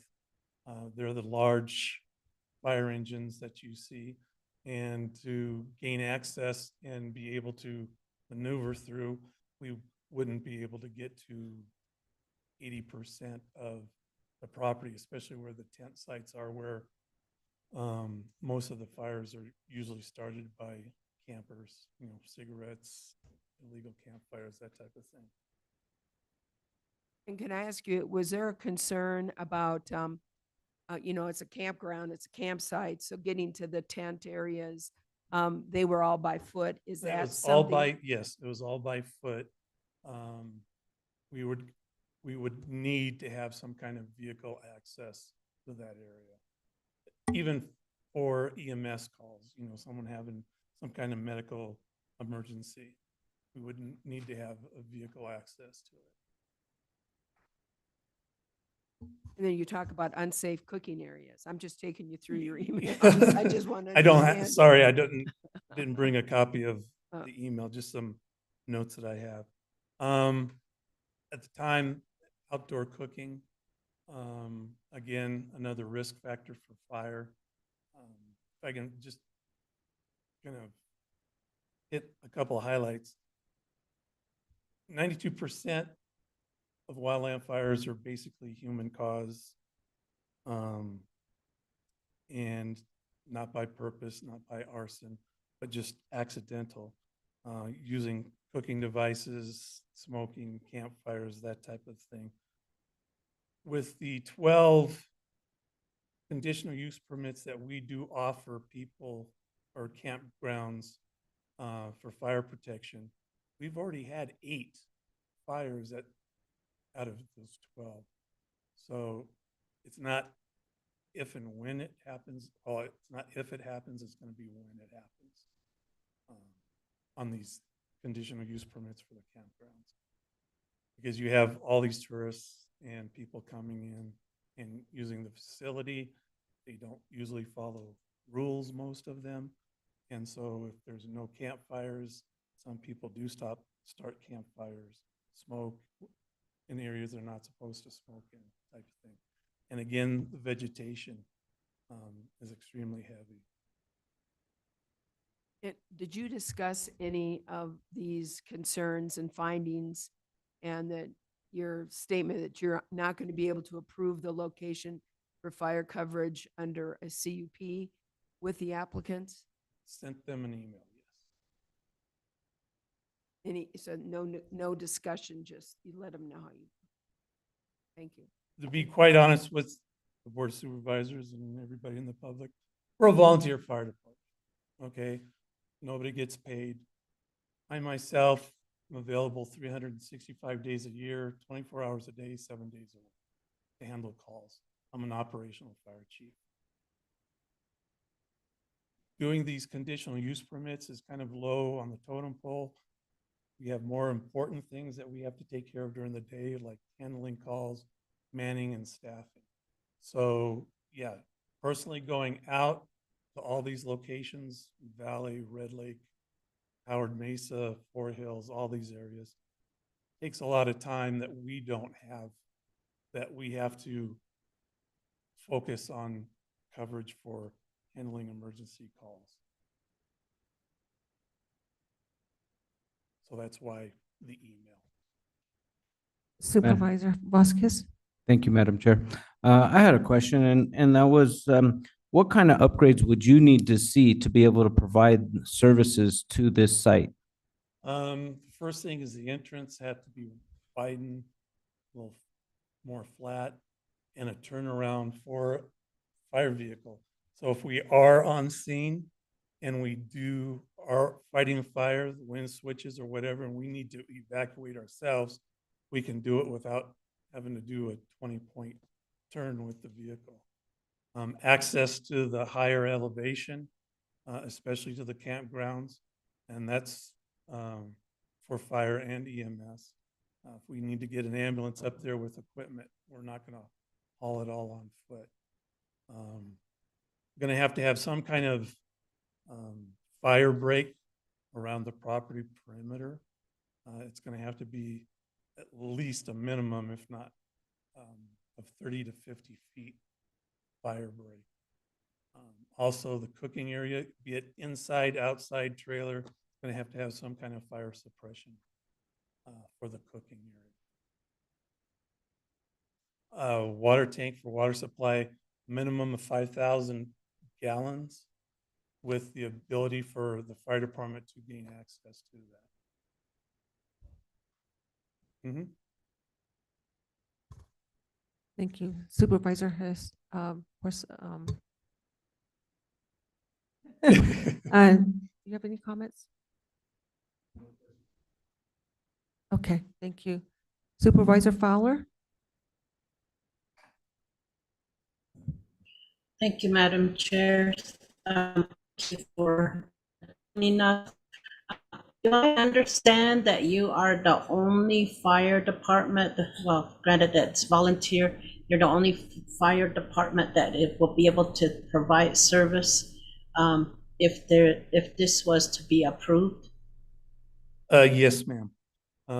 Besides being the fire chief for High Country Fire, I'm also the fire chief for Junipine Fire District and the Woods Fire District. They don't have any fire departments. They contract with us for service for their fire districts. So the closest mutual aid fire department would be Williams. The second would be Sherwood Forest. Fourth would be Ponderosa. Fifth would be Tucson Fire. And for this area that we're talking about, the Red Lake area.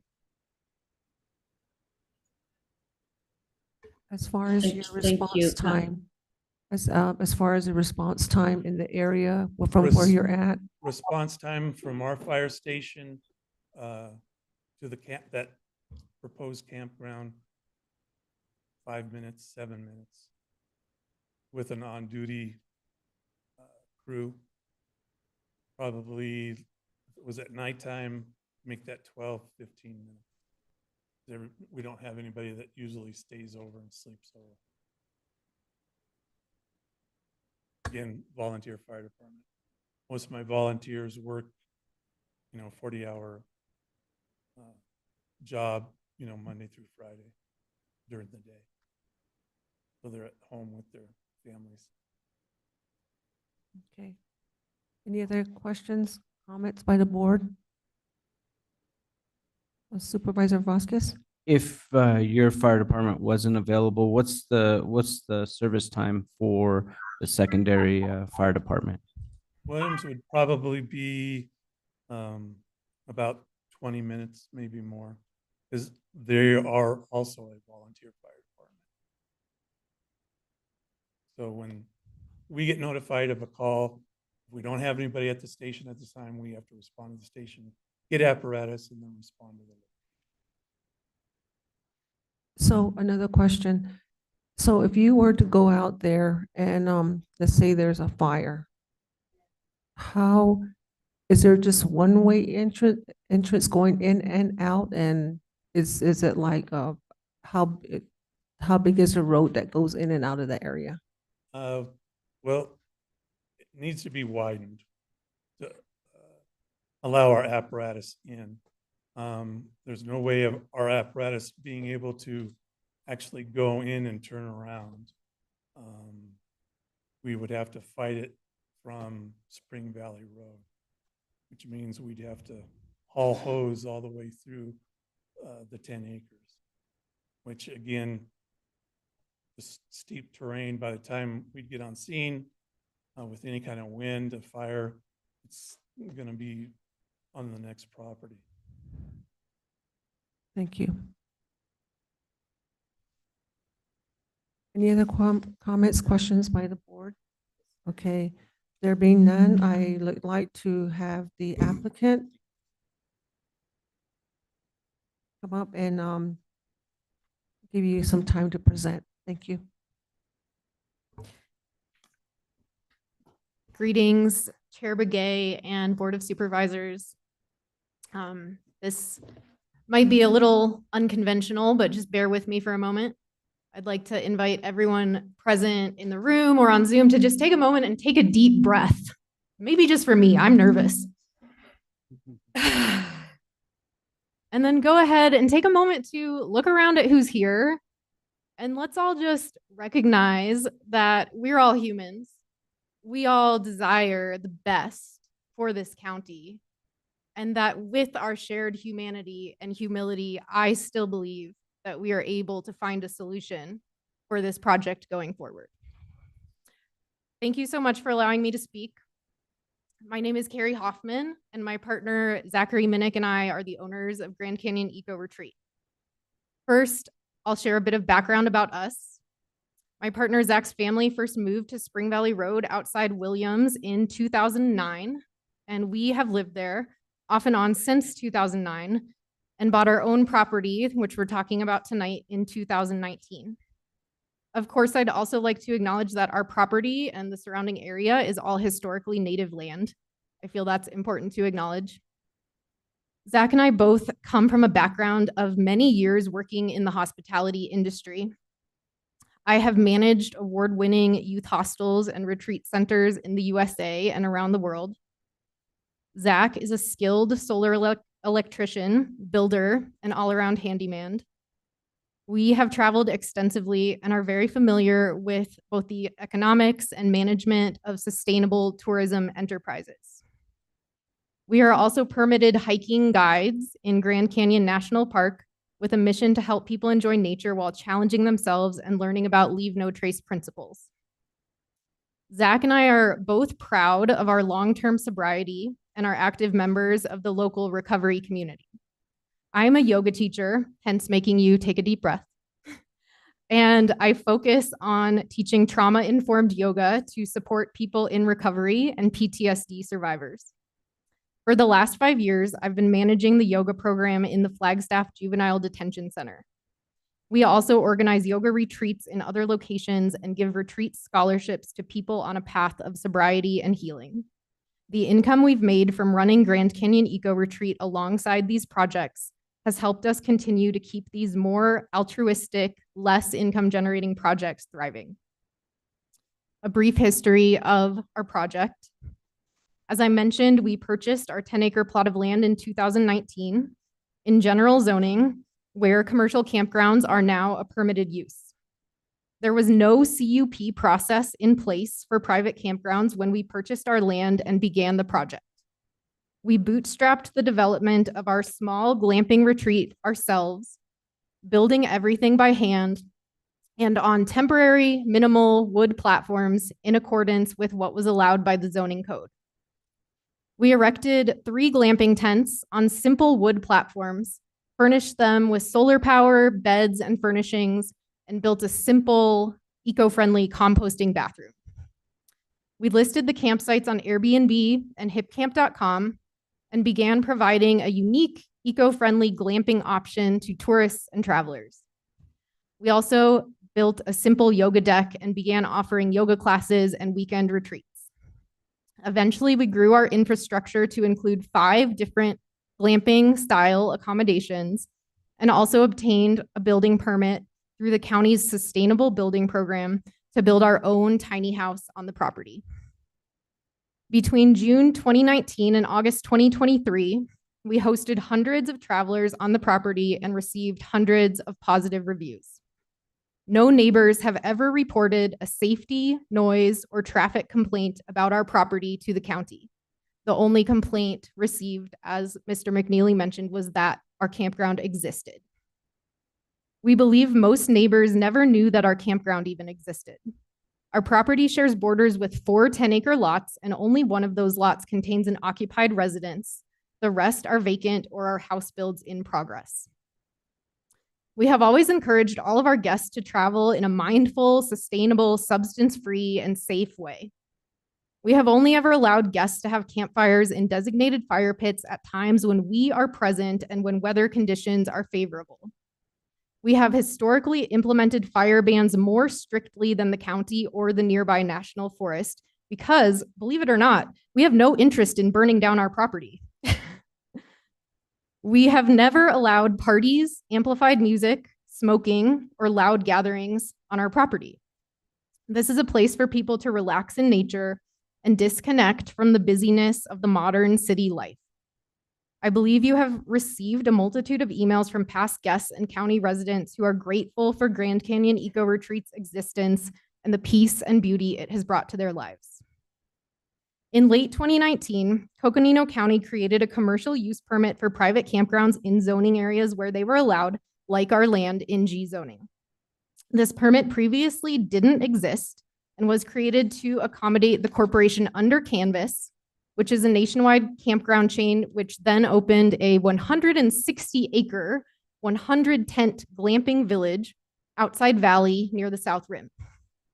In a 2019 article in the Western Planner website, Coconino County Planner Zach Schwartz stated the following: campgrounds set up with mostly tent camping have little ground disturbance, noise impact, or dark skies impact, and they encourage campground managers to preserve the natural environment around their campgrounds. Staff found that commercial campgrounds can meet the community values expressed in the comprehensive plan's goals and policies and encourage environmental stewardship.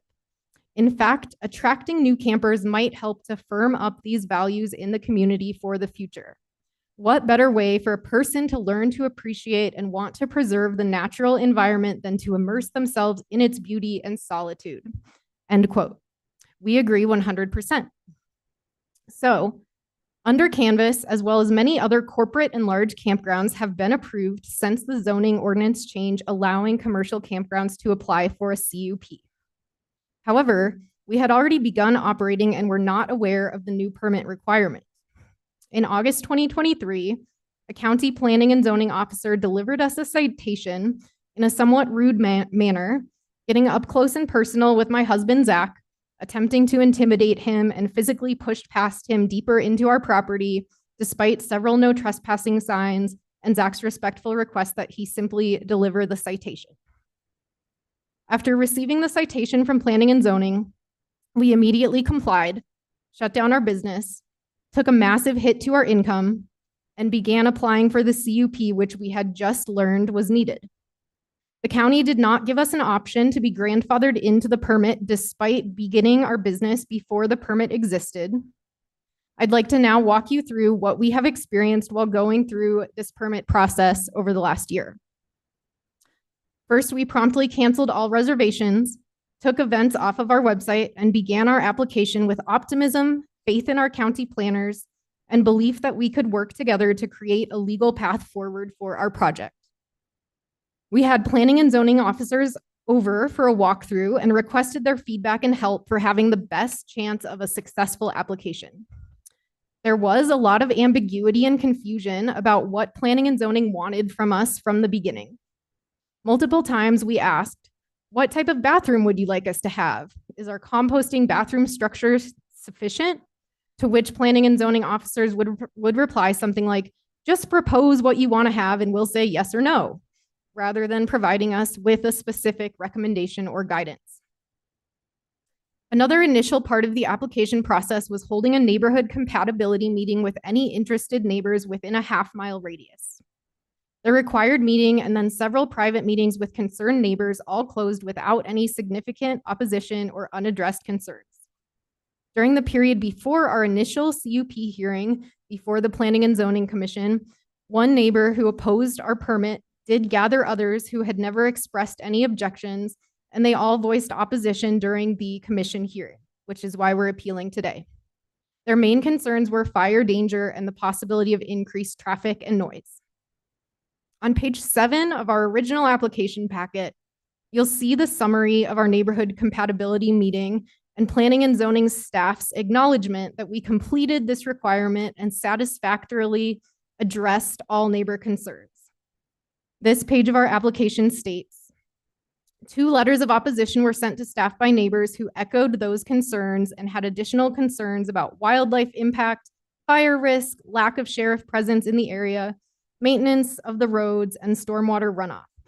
The applicant's responses were that there would only be 12 guests maximum per night in the 6 tents, so no substantial traffic increase would be expected, that they would drive guests off-site for hiking trips during the day, and there would be quiet hours from 9 p.m. to 8 a.m., as well as no loud music, that mostly composting toilets would be used, and that lights would meet the county's dark sky standards.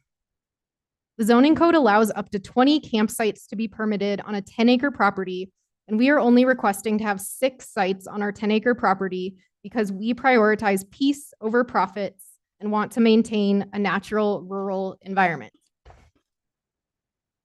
On page 16 of our initial hearing packet, you'll also see the planning and zoning staff's required conditions for us to receive this permit. These conditions address all of the neighbors' concerns in practical and intelligent ways. However, during our initial hearing with the Planning and Zoning Commission, no one referred to the list of conditions or how these conditions meet the neighborhood concerns. It is the job of planning and zoning and the county government to create a win-win situation for all landowners and residents. We know this is possible, especially considering that in the past 5 summers of operating, we had no reported complaints from any neighbors. If anyone finds that more conditions are needed in order to create a win-win situation, we are open to that as well. We have even alerted planning and zoning staff that we are willing to completely remove fire pits and campfire availability from our application, as having campfires is not at all critical to our business. However, during the appeal process, planning and zoning staff specified that we were not legally allowed to change our application in any way. The application also included a site plan image, which you saw, showing the minimal footprint, only 6 well-spaced campsites requested for a max of 12 guests per night, despite our 10 acres allowing us to apply for up to 20 campsites according to the code. After the hearing with the Planning and Zoning Commission and our denial, we asked Mr. McNeely for feedback as to why our application was denied. One piece of feedback he provided my husband, Zach, is that we should have known we should hire a professional developer to do the site plan. The CUP application nowhere states that the site plan has to be created by a professional developer. And as a tiny, independently owned, bootstrapped business, we had no means for doing this. It is not fair to expect an independent couple to meet unstated, unclear standards, which only large corporations, such as Under Canvas, can afford to meet. The next part of our application process was working with High Country Fire and Rescue to ensure fire and emergency services would be available. We invited Fire Chief Robert Trotter to come over and tour the property, and he said, "Sure, if you make me brownies." So we did. On December 4th, 2023, he provided the following letter to us and the Planning and Zoning Office. And this is a quote from his initial email. High Country Fire Rescue inspected the site for a glamping campground at the above location. The main issue is access for fire suppression apparatus. Points of improvement to location. The main driveway must meet the Coconino County road requirements of 42,000-pound vehicles, and the cul-de-sac at the end must be wide enough to allow a fire apparatus to make a turn. At present time, the main entrance to the location would not accommodate an HCFR fire engine. Pathways to camping sites must be graveled to allow access of medical gurneys for EMS patients. All camping sites must be equipped with fire extinguishers. That was all he recommended that we improve in order to receive services. Our meeting with Chief Trotter went well, and we plan to implement the necessary changes to meet his conditions after receiving our official permit approval. We are prepared to spend the necessary funds on widening the driveway and cul-de-sac, graveling the trails, and all sites were already equipped with fire extinguishers as requested. County planners recommended approval in their initial report to the Planning and Zoning Commissioners as well, and found that we met the required findings of fact. Because of the neighbor concerns about fire danger brought up in our initial hearing, we also expressed in our appeal letter that fire pits and campfires were not at all critical to our mission, and we would gladly add a condition prohibiting campfires if necessary. They responded, as I already mentioned, that we were not allowed to change our application for this appeal meeting. Surprisingly, on August 8th, just a couple weeks ago, Planner McNeely forwarded a new email thread between himself and Fire Chief Robert Trotter, in which Chief Trotter changed his stance, seemingly on the basis of prompting from Mr. McNeely or an outside source. I believe this is the letter you have been provided with today in our appeal packet. Despite issuing his conditional approval based on us making several improvements in his original letter dated December 4th, 2023, in this recent letter, Chief Trotter mentioned the issues which he just presented to you. He mentioned that the slope of the location is an issue. There is nothing in the zoning code about a required slope requirement. We are also a non-smoking property. He also mentioned that he has no way of getting his fire apparatus into the location. As I mentioned in his original letter, he had already given us the solutions needed for this. So that is on us, and we should be given the opportunity to spend the money and improve our driveway and cul-de-sac and trails. He mentioned in this new email an unsafe cooking area. There's nothing in the zoning code for campgrounds about cooking area requirements, and we didn't even ask for any cooking area in our application. His new email from August 8th also mentioned that we need 24-hour employees on duty, not just in a home sleeping. There is nothing in the zoning code for commercial campgrounds requiring this. He also mentioned that there was no access to campsites except for on foot for EMS emergencies. There's also nothing in the zoning code for campgrounds requiring this. And as I mentioned, he had previously said all we needed to do was gravel our footpaths for EMS response. Additionally, I must now re-emphasize that we were not allowed to make changes to our application for this appeal hearing. It seems biased and unfair that county officials are allowed to completely reverse their stance and make their own changes. We know that Chief Robert Trotter is a busy man running a volunteer-based fire department. We don't believe he went out of his way to reverse his stance on our project, so it seems that he was in some way influenced to do so. It seems that someone has tried especially hard to give you supervisors easy grounds for rejecting the permit today. Zach and I and county planners had all relied on Chief Robert Trotter's original letter while moving forward with our application and then this appeal. We have now spent over $2,000 on permit and appeal fees, countless hours of paperwork and communication back and forth with planners, which we would never have spent if we had been denied fire service initially. This new letter from Chief Trotter seems influenced by another party, arbitrary and unprofessional. Sudden changes which lack transparency like this one are why private citizens do not trust the government and why I have unfortunately lost a lot of my optimism and faith in our government planners while going through this process. The new letter also raises several hypothetical questions. First of all, I'm wondering, is Chief Trotter denying services to other Spring Valley Road residences with similar or steeper slopes, as there are many? I'm also wondering if the original Planning and Zoning Commission had approved our permit in the first hearing, would Chief Trotter have still responded by changing his opinion and refusing service? Would Planning and Zoning then have taken back an already granted permit? Why does this new letter not give us an opportunity to make the necessary requirements to make the property fire engine accessible, as we had planned to do based on Chief Trotter's opinion in the first letter? And why does it seem, based on the email thread which I was forwarded, that Planner McNeely or some third party influenced Chief Trotter to change his mind arbitrarily? After receiving the surprising update, we asked Mr. McNeely if this appeal hearing could be postponed to give us more time to address the sudden change. He responded that the meeting had already been noticed, so we could not push it back. In fact, we have learned that Planning and Zoning did send out appeal hearing notifications, this time to a 2-mile radius of our property, rather than just the half-mile radius initially required in writing. This was another surprising and arbitrary seeming move. Therefore, we are respectfully asking you, the board, to remove this new letter from Chief Trotter from your consideration and only refer to his original letter from our initial application. Since we were told repeatedly that the original application could not be changed, we think it's only fair that Planning and Zoning and High Country Fire Rescue be held to the same standard we are being held to of keeping the original application. In our original hearing with the Planning and Zoning Commission, we were not given the opportunity to respond to any of the concerns raised by community members. Sections of our application which preemptively addressed concerns about noise, traffic, fire, and property boundaries were not referred to either in the original hearing. In this appeal hearing, we are also requesting to be fairly allowed the opportunity to verbally respond to any concerns that are brought up.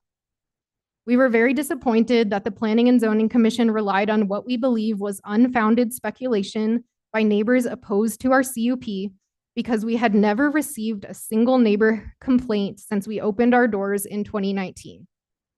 We respectfully ask that the appeal hearing be based on the information in the application, our appeal narrative, and the original Planning and Zoning staff recommendation of approval, including 18 conditions. Private landowners in G zoning are allowed by the zoning code to create private camping areas. The county's job is to create conditions to ensure safety while allowing responsible landowners like us to receive this permit. Respectfully, we believe that the Planning and Zoning Commission did not do their job to the best of their ability in rejecting the permit because of a few neighbors' speculative concerns. We wish they would have referred to the conditions already listed in the application by staff rather than outright rejecting the permit. We are asking you, the Board of Supervisors and Chair, to do a thorough job and refer to our full application and appeal narrative before making a decision. Without enabling low-impact camping areas like Grand Canyon Eco Retreat to receive permits, the county is preventing small businesses and private landowners from receiving valuable tourism income. Many states and counties that are allowing projects such as ours are creating easy paths forward for low-impact camping areas. These counties will surpass Coconino in tourism income and tax revenue. Platforms like hipcamp.com and Airbnb have popularized private glamping spaces such as ours because young and savvy travelers want unique, independently owned, eco-friendly places to stay. Without a path forward, we believe that other creative entrepreneurs and young people struggling to make a living will leave our county and take their ideas and talents elsewhere, and the county will lose valuable tourism revenue. Respectfully, you, the Board of Supervisors and Board Chair, cannot look past how unprofessionally and inconsistently we have been treated throughout the application process and allow this unfair denial to continue. If you affirm the permit denial, there's no way anyone will believe you actually support small businesses in this county as you claim to.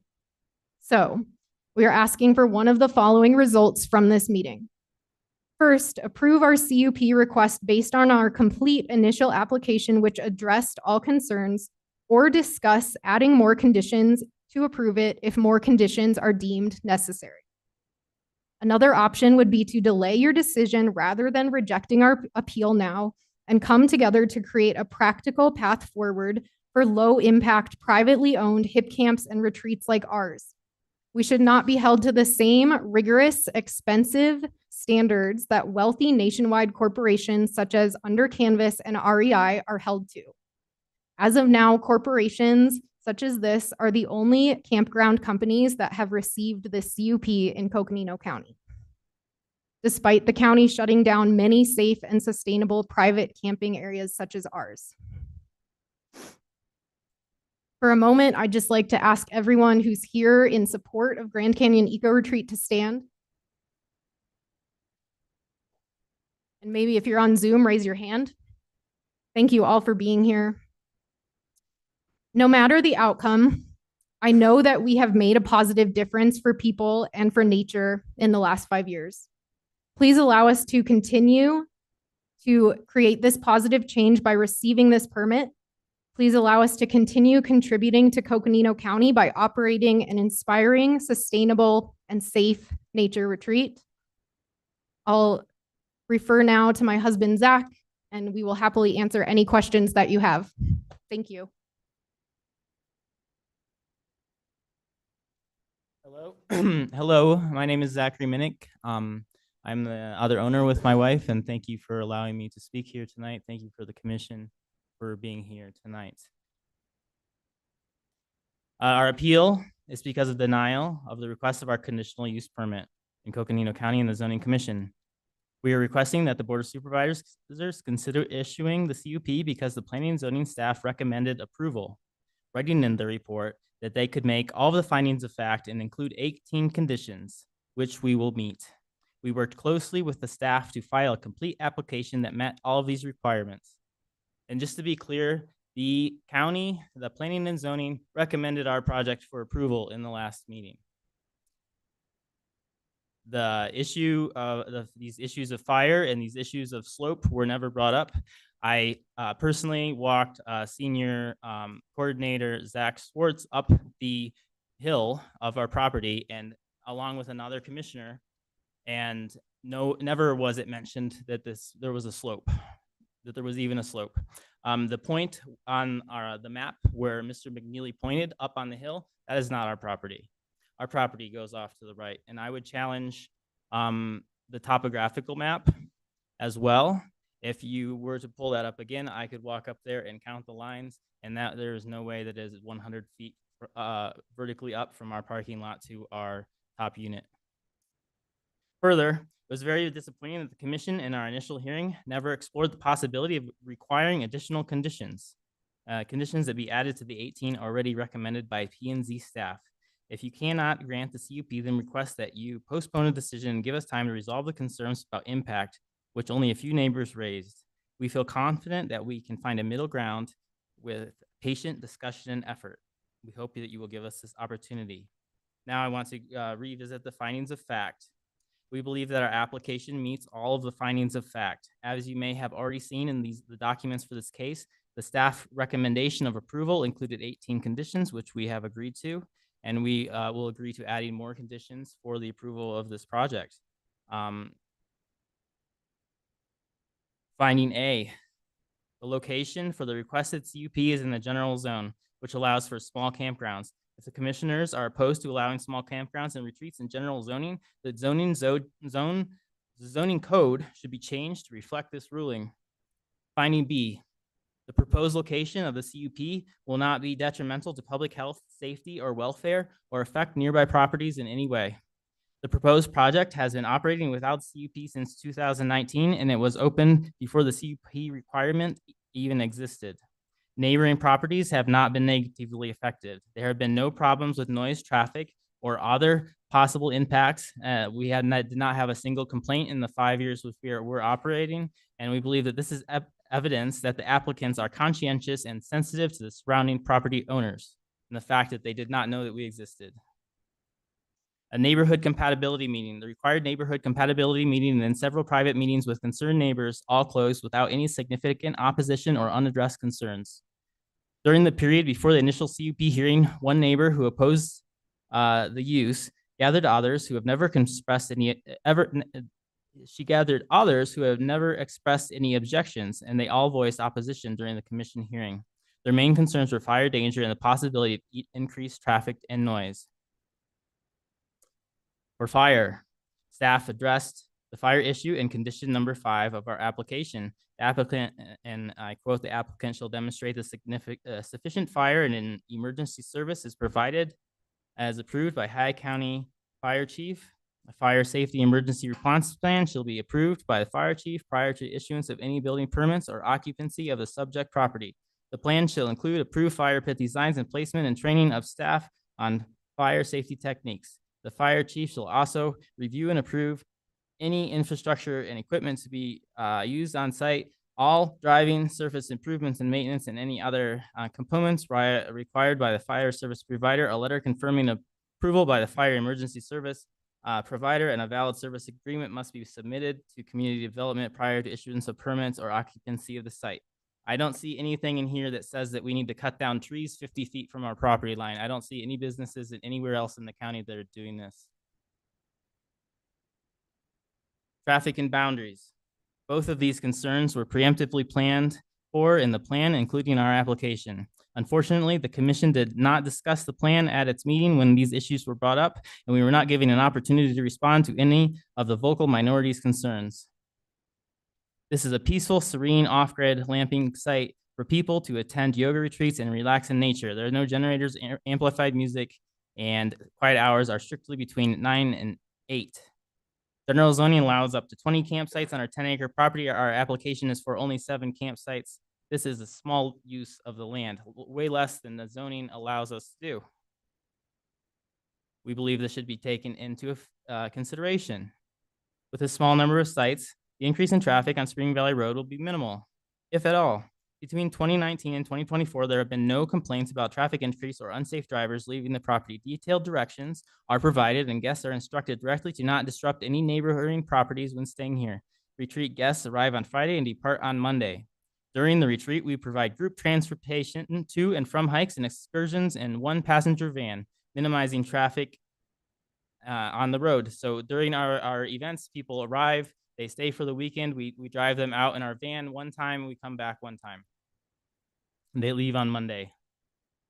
Low impact, sustainable, eco-friendly campground without fencing, blocking wildlife, and only a sustainable tiny house on the property creates significantly less impact than many large-scale houses, which are being built in the neighborhood properties.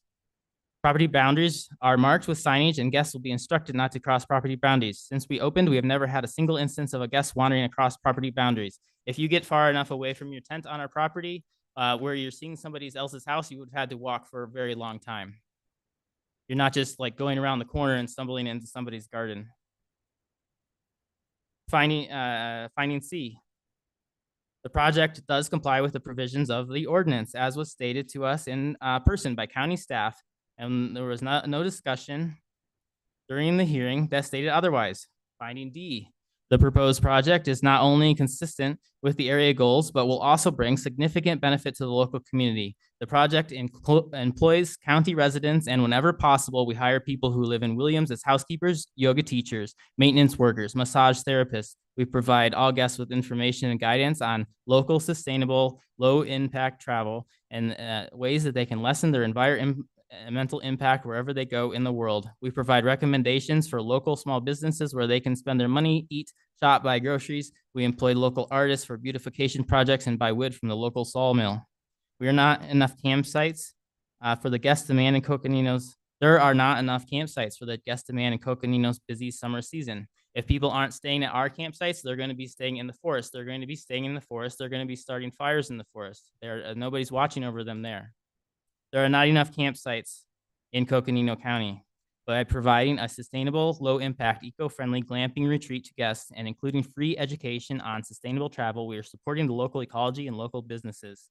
In a 2020 Western Planner article, Coconino County Senior Planner Zach Swartz expressed that P&Z department's support of smartly designed and well-managed private campgrounds in the general zone due to both the lack of campground options for tourists and the positive impact of projects such as ours. He wrote, in addition to customer requests, the Coconino County Comprehensive Plan, a conservation-based plan, contains many goals and policies that support commercial campground development. As a conservation-based plan, most goals and policies relate to environmental stewardship and reduction of impact related to development of natural resources and the natural environment in general. A new economic development element added in 2015 calls for increasing economic development in Coconino County's robust tourist sector in many ways that are compatible and synergistic with the breathtaking natural environment of the county. Consistent with these policies, campgrounds set up with mostly tent camping have little ground disturbance, noise impact, or dark skies impact, and they encourage campground managers to preserve the natural environment around their campgrounds. Staff found that commercial campgrounds can meet the community values expressed in the comprehensive plan's goals and policies, encourage environmental stewardship. In fact, attracting new campers might help to firm up these values in the community for the future. It is our desire to run a small business consistent with the goals of the county's comprehensive plan and findings of fact, to employ and support locals and to promote sustainable environmentalism to tourists from near and far. Noise. Another concern brought up by the neighbors was noise generated by the campground. We have never had any complaints about noise. We are not that kind of a business that creates noise. Our plan explains that we are part of the local recovery community and are proudly running a business that's alcohol-free. We serve people who dislike alcohol, noise, and the hectic pace of life and allow them to come and enjoy a quiet, sober experience in nature. The county's code says that decibel levels cannot exceed 50 decibels at the property line. I can assure you that we have never exceeded 50 decibels with music and anywhere on our property. We have never exceeded this limit or even come close to it in 5 years in business. In fact, neighbors concerned about noise levels have much more to worry about with the constant ATV traffic on our street and the neighborhood's dogs which bark every night, all night long. No one complains about those. Many of the concerned neighbors who did not live within 1 mile of the proposed CUP site, our project will have zero impact on these residents. Many who spend much of the year in other homes in other states. Of the 10-acre plots immediately connected to our property, only one has year-round residents. There are several parcels which are buffering between concerned neighbors' homes and our property. Of the 5 sides of our property that are adjacent to other parcels, 2 of these contain houses and only 1 is currently occupied. All our proposed campsites are in the middle of a 10-acre plot, and there is a lot of land between our acres of land between our proposed sites and the neighboring empty lots. Conclusion. We're asking the Board of Supervisors to look closely at the application and the staff report, including the 18 conditions, as it considers whether or not to request for the CUP. We were not granted the opportunity in the meeting to respond to any of the concerns of the neighbors or the concerns of the commissioners. Rather, the decision was made abruptly immediately after the neighbors expressed their unfounded fears about the project. It was clear that none of these with negative opinions had read our proposal, as all of the legitimate concerns were addressed in the application. We will follow all county ordinances and are prepared to make any changes to the property and structures that the county requires before reopening if you are to grant the CUP. If you cannot grant the CUP, then as an alternative, we would appreciate if you would postpone your decision and give us the opportunity to craft additional conditions acceptable to all parties that we could bring back to you. Thank you again to the commission for listening and being here today. Do we stay for questions, Carrie and I, or? I guess, yeah. Yeah.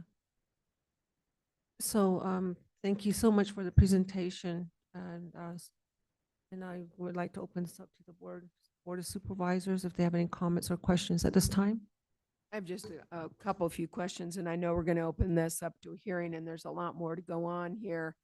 And one of the questions that I had was this, back in 2019 was 10-acre general zoning. And I guess my question probably is more to Jess, but if you all have a different response, that's fine too.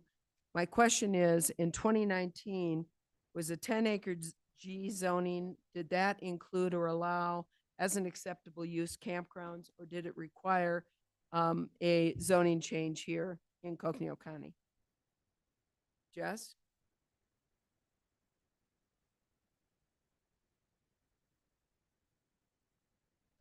Madam Chair and Supervisor Horseman, thanks. Back in 2019, before we created Section 3.18 of the zoning ordinance, that would have required a zone change. There was not a path in the G zone to have a commercial campground. So just for clarification, at a 10-acre G zoning in 2019 would have, campgrounds would not have been an acceptable use without a zoning change. Is that correct? Correct. It would have required a zone change to a commercial zoning district. And in 2019, I know there were some yurts and some other buildings. Would they have required a permit before they were built? Yes, if they were used for any form of habitation and particularly commercial use, that would have required a commercial building permit. Okay. And then I do have, for the applicants, I have a question for you too. So obviously, you know, we do have your original letter, by the way, that came, and we also have the email. And so the email specifically says that they would not be able to approve this location for a coverage under a CUP. And, you know, obviously, they are not, they're a private company. We would not have the authority, nor would we order them to accept fire coverage for anyone, quite frankly. That's really up to them and their business model and what they choose to do. So if they're saying that they will not provide fire coverage, is there a plan B? That's a good question, Supervisor Horstman. I don't believe we have a plan B if they are refusing fire coverage completely. I do believe that we should be given the opportunity to make whatever recommended improvements Chief Trotter is suggesting. And so we were just very confused by this sudden change from, okay, make these improvements to your driveway and your trails and we'll be able to provide service, to suddenly, like 8 months later, no, you can't do it. It will require thousands of dollars of expenses and we can't provide service. So Well, we didn't understand why that changed. And my question is, how did this change, and why are people going out of their way to try to interfere in this method? And I guess my other question is, you know, I took a look at this December 4th, the original letter, and it's pretty short. It's not what I would consider a fire plan or a fire safety plan. And I'm assuming you didn't consider it a fire safety plan. Right. So, Supervisor Horstman, the application process for the CUP requires only this letter saying that we are working in collaboration with High Country Fire and Rescue in order to create a fire safety plan. And that was explained to us as being a way to prevent the volunteer-based fire organization from going through extra work creating a plan in case the permit was not approved. An extra cost to you. Isn't that what Exactly. that was explained, that this could be very expensive? And so you expected at some point in the future that you were going to have to come up with a fire plan, and it may encompass some things that could cost you tens of thousands of dollars. Yes, we expected and we're prepared for that. Thanks. That's just wanted to make sure that you weren't just relying on that letter. So, and I don't know, the second letter obviously came up over a year later. I don't know if that was further clarification or further visits to the site. You know, obviously, we'll find that out as we go forward, I guess. So Right. I would like to find that out as well. that's all I have at this point. Any other supervisors? Supervisor Fowler? Yes, thank you. This is very unusual. I don't think we've had a case like this before. And I just wonder if prior to starting the business, if you contact our community development to find out what the requirements are prior to you starting the business, building out the structures and finding out what the requirements are. And you have people that are occupying for a number of days, maybe, or a certain amount of time. And when there is, and then there also our health department, wondering if you also contact them. Thank you, Supervisor Fowler. In answer to your question, we perhaps naively assumed that because we were in general zoning and it was not illegal to create a campground in general zoning, that it was allowable. That was our mistake and our naivete, and we own that. And now that there is a CUP permit process, and now that this is a legal use for land in G zoning, we have done everything in our power to bring ourselves up to the required standards to receive the CUP that we need. We're prepared to contact the health department. We're prepared to get individual building permits for each structure. We're prepared to make changes required for fire safety. We're prepared to do whatever we need to do. And we have so far followed all instructions for applying for and receiving the CUP as mandated by planning and zoning, and gone through everything in the order that they've asked us to go through.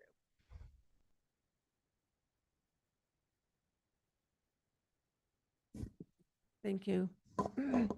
Thank you for the questions and the comments and the answers that we got back to the board. Are there any other questions by the board? Comments? Okay. Either or just some. Yeah. Yeah. So I'm gonna go ahead and I'm gonna go ahead and open the public hearing now. And we will now take comments. When you are called on to speak, announce your name and place of residence. Each speaker will have 3 minutes to speak. Please make sure that your comments are directed to the topic. Clerk Daly will please explain how those here in person and those that are present virtually can provide public comments at this time. Thank you, Chair Begay. At this time, I will note we have received several comment forms from those here in the audience. So I will start with those in the room who are here with your comments first by reading your name. And when I read your name, if you can come up to the podium. Again, you'll be provided 3 minutes to speak. The 3 minutes will show on the clock, but it'll also indicate on the lights, the green for go ahead and start, and then also the red for your time is up. If you could please wrap it up as we have several comments to get through. I'll then move over to those here virtually.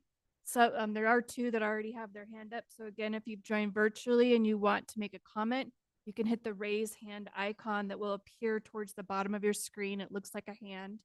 That will raise your hand and queue you up virtually to provide comment. If you've joined by telephone, you can hit *9 and that will raise your hand to queue you up for comment as well. So I will go ahead and start with our comment cards. And when you come up to the podium, if you can make sure the microphone's on and that we can hear you through the speaker system so those virtually can hear you as well, and state your name and address for our minutes. We'll note those in the minutes for record. Thank you. First, I have Donna Ingleson, if you'd like to come on up to the podium. And I'll set the clock once you state your name and address. I'll set it right after that. Okay, hello. My name is Donna Ingleson. I live at 1575 East Linda Vista in Flagstaff here. I've been a Flagstaff and Coconino County resident for 34 years, and I'm here to support Grand Canyon Eco Retreat. I've sent you all a more detailed email with my reasonings for my support, but and hopefully you've had time to read it. I'm a nurse at FMC, and as you can imagine, it's a pretty stressful job. I have been able to participate in yoga and wellness activities at the Grand Canyon Eco Retreat. Carrie and Zach have created a serene and sober-free oasis that has helped me, and I know many others, be able to recharge our batteries. Being a nurse in the community, it's very important. It helps me to continue to serve my patients and the community. It will be a personal loss to myself and many others if this Grand Canyon Eco Retreat can no longer exist. I appreciate the need for rules and laws to help protect people in the environment. I do believe in looking at the collective good for all. But taking into account a few of the neighbors' speculative concerns is not giving Carrie and Zach a fair process. In the 5 years of business, there have been no records of complaints for their business, as they have mentioned, that has been submitted. And by the way, I have been at their property where I have been disturbed by constant dog barking and howling nearby. And I just have to wonder if one of those neighbors expressed concerns, which I would find a bit ironic, honestly. Also, in one of the presentation, there was, one of the things was a concern for the loss of viewing. I find that's pretty funny too, considering the houses being built are huge houses. These are little, this is a small little property that I don't see how can impede any view at all. That's an aside. Carrie and Zach are responsible landowners who are committed to sustainable, low impact land use. Maybe glamping isn't your cup of tea, but many travelers, including myself, are interested and look for this type of sustainable and earth-friendly accommodations. We really need to support these creative young entrepreneurs who have had the vision and energy to create this type of business. We must not give these types of business ventures just to the big corporations. We need to keep the money and this talent in our county. Revenue from this type of business will be a growing trend that Coconino County can benefit from. Carrie and Zach should be given the chance to address neighbor concerns in the planning and zoning recommendations. I think in general that people really do try to do the best job they can, despite bureaucracy and the confusion with change and different rules and laws and all changes that happened the past few years, especially. I mean, I've experienced this over myself over at FMC, if you read the news. But Carrie and Zach deserve to be treated professionally and with consistency. And I think their conditional use permit needs to be revisited and ultimately approved. Thank you for your time. Thank you. Thank you. Next, I have Jenna Gabrielle. If you'd like to come on up to the podium and just make sure the microphone's on and state your name and address for our minutes. Thank you. You have 3 minutes. Good evening. My name is Jenna Gabriel. I am a resident of Coconino County at 1575 East Linda Vista Drive of Flagstaff. I am here to express my enthusiastic support to Grand Canyon Eco Retreat. As someone who has experienced the effects of this magical place, I can personally attest to the urgent need for this in our community. You might be asking yourself, what good can a glamping business do for the community? And I know that that's probably come up with several people. And I would like you to allow me to share my personal experiences, not only with my multiple stays, retreats, but also these wonderful faces behind the business. My first impression upon arrival in July of 2020 was that this place is absolutely perfect. I mean, if you go there, it's gorgeous. Now, you are not only greeted by the breathtaking views that are unobstructed, but also the property business owners, Carrie and Zach. With wide grins and helpful hands, they are fast to make you not only smile, but feel like as if you belong. I was blown away at the beauty and even more the deep connection to nature each aspect has. As I walked up the gradual and well-built footpaths surrounded by 360-degree views, you can get a sense of the love that these two fabulous business owners have put into every single detail. I was introduced to my accommodation and met by a gorgeous yurt outfitted to perfection, a comfortable bed, additional seating, and a binder offering local activities to enjoy, further boosting locally owned small businesses. Although, to be honest, the hosts and the property are so great, you really don't have to leave. Now, a little bit about myself. I work for the last 21 years as a certified veterinary technician in a high-pressure, busy 24-hour hospital. This profession does not come without trauma. This profession doesn't come without seeing the bad, the ugly, but also the beautiful. Through my last 21 years of experience, I had turned to alcohol as a crutch. By going through that struggle for 18 years, during my first stay at the Eco Retreat, Grand Canyon Eco Retreat, with the help and support of Carrie and Zach, I was able to make a lifelong choice to leave alcohol behind me, marking this past July 30th, 2024, as 4 years of sobriety.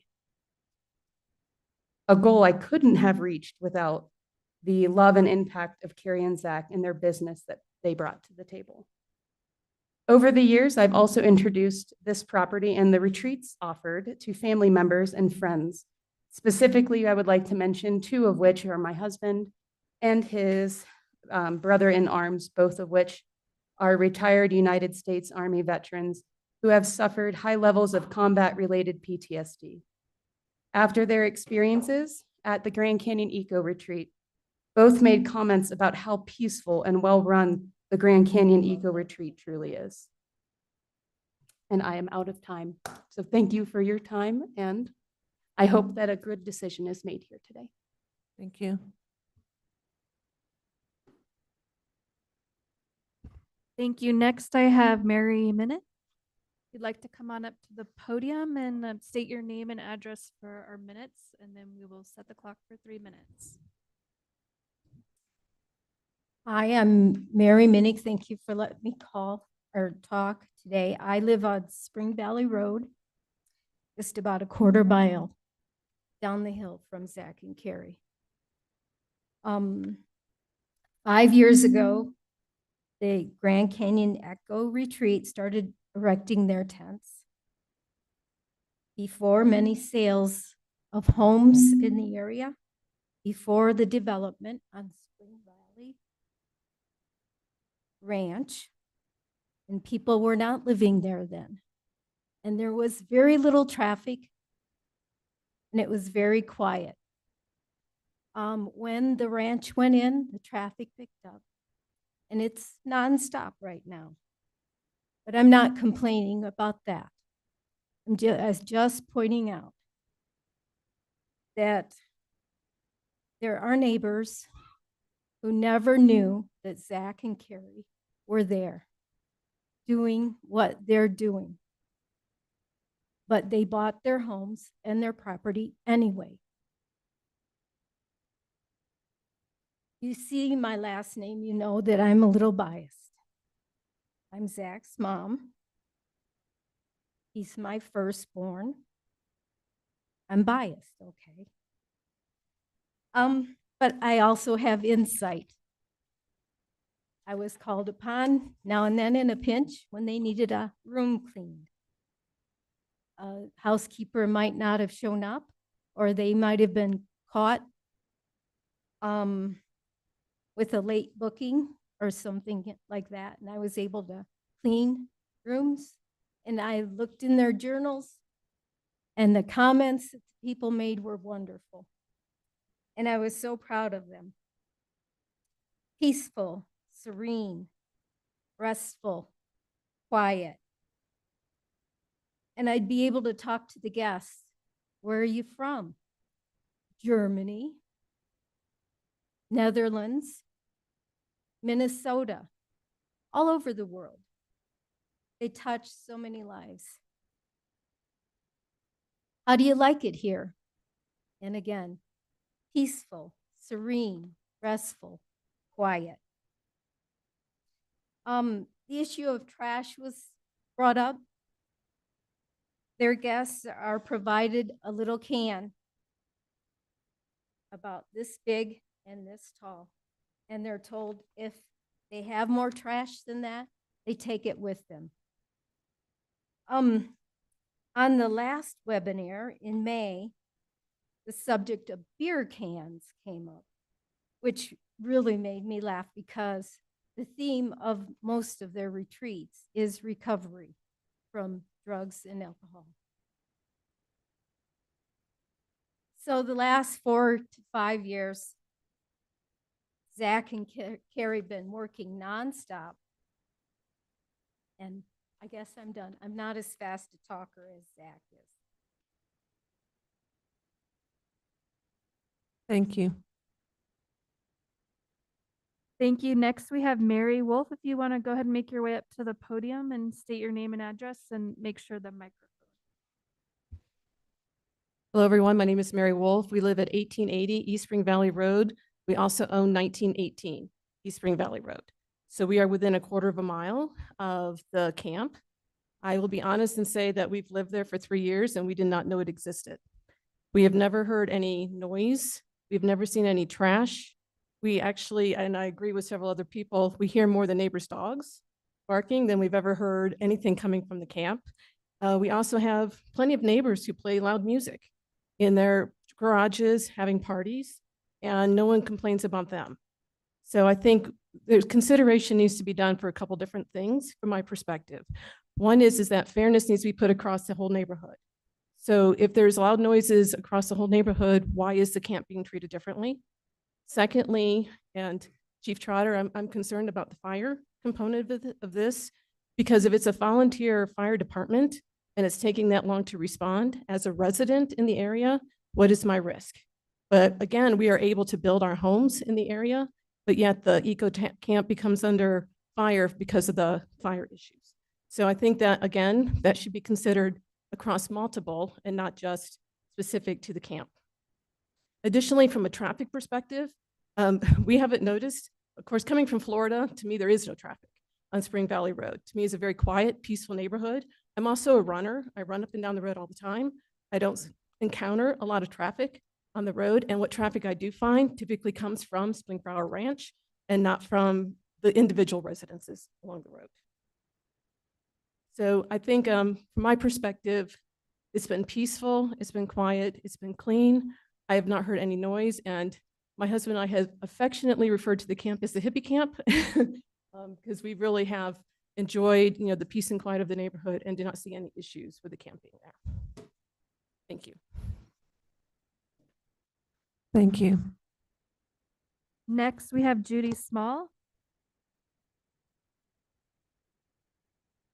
Just state your name and address for the minutes, and we'll start the clock for 3 minutes. My name is Judy Small. I live at 7001 North Hazelwood Drive. Our property meets with their property at the southwest corner up the hill. I had a prepared speech, but after listening to people, I will say this. They seem to think that it's okay to break the rules. None of us complained, but they were breaking the rules. The Red Lake Plan specifically covers the things we need to keep our peace and serenity. They came and they said nobody complained. They lucked out because you keep bringing new people in and they're strangers and they're going to want to climb that fence and walk all over and take our wood, our dead wood, and build campfires. And there will be a fire because the wind at that altitude up there is bad. It comes around the hill and it blows almost constantly. And as far as the fire department, we've lived out there my husband and I and Trotter and several others started the volunteer fire department, knowing that chances are our house is gone by the time the department gets there, but maybe we can save our neighbors. They are good landowners. They're lousy neighbors. They break the rules and then say, oh, I'm sorry. Gee, you didn't complain, so I guess it was okay. And I cannot feel right if they broke the rules before. What's going to keep them from doing it again until they're caught? I do not appreciate their attitude. They expect everybody to do it for them. And we who have been there 25, 30 years, we have lived in peace and neighborly attitudes, and we have gotten along fine. And I'm just real upset with their attitude that it's always somebody else. You didn't tell us, you didn't do this, you didn't do that, you didn't do this. They're not good neighbors if they don't consider what we don't want. And at the Planning and Zoning Commission, there wasn't anybody calling in saying, yeah, we want to camp up there.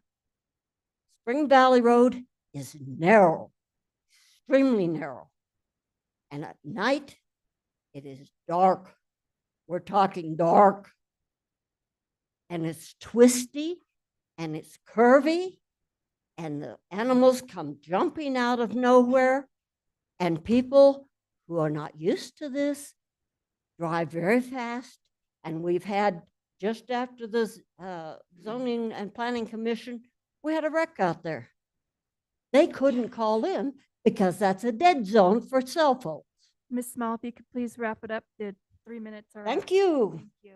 Please do not disturb our retirement and our peace and quiet. Thank you. Thank you for your comment. Thank you. Next, I have Ann Osman. Hi, everyone. Can you hear me? Yeah. Hi, I'm Ann Osman. I live at 2500 West Route 66, Flagstaff, Arizona. I've lived in Flagstaff for 50 years, so I've seen a lot of changes. And hip camping is definitely a change that I first became aware of about 5 years ago when I had Carrie for a yoga teacher. And I talked to her after yoga, and she told me that she and her young husband, Zach, had bought some property and they were building an eco-friendly yoga retreat space that would be based around recovery. And I'm an alcoholic with 13 years sober. And I'm an active member here in Alcoholics Anonymous in Flagstaff. And I have 4 kids, one who has had serious hard drug issues, but is doing fine now. And I have 9 grandkids. And I only say that to say that when Carrie and Zach got open, I couldn't wait to get up there. I was so excited to know these kids and be part of this movement towards respecting native lands, as Carrie mentioned, and is mentioned in her orientation when you begin your retreat. And I've been up there more than once. And I've just been so excited to be the grandma that is part of the recovery community in Northern Arizona, and really proud to know Carrie and Zach, and just mind blown at the work that they did up there and what they offer and their attention to,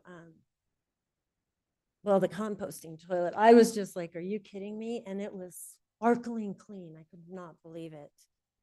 Just everything about the space, their heart, their soul, their intentions aren't big business. Their intentions are healing. And like it says in their little advertisement for the retreat, you know, everyone's recovering from something. So you don't have to be, Miss AA or have any, you don't have to identify with anything specific. You just go there with the idea that I'm going to unplug, tune in, be quiet. It's very quiet up there. I have heard dogs barking, but I mean, in yoga and in a yoga retreat, you embrace that too. It's just part of the experience. People don't complain up there. People, they fall in love with Northern Arizona up there. So that's it. Thanks. Thank you. Thank you. Next, we have Astrid Alvarez.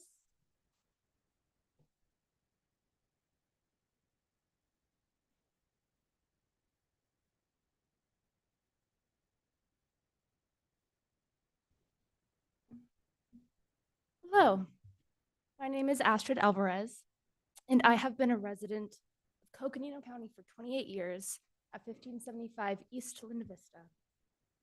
And I am here in support of Grand Canyon Eco Retreat.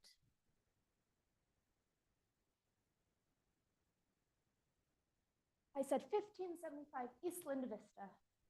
Thank you. Excuse me. Thank you. It's in Flagstaff, Arizona. Thank you. I do not say this lightly. When I, and that's just that. Okay. thank you. I appreciate that so much. Thank you. I just want to ask everybody to be respectful, please. Thank you. Thank you.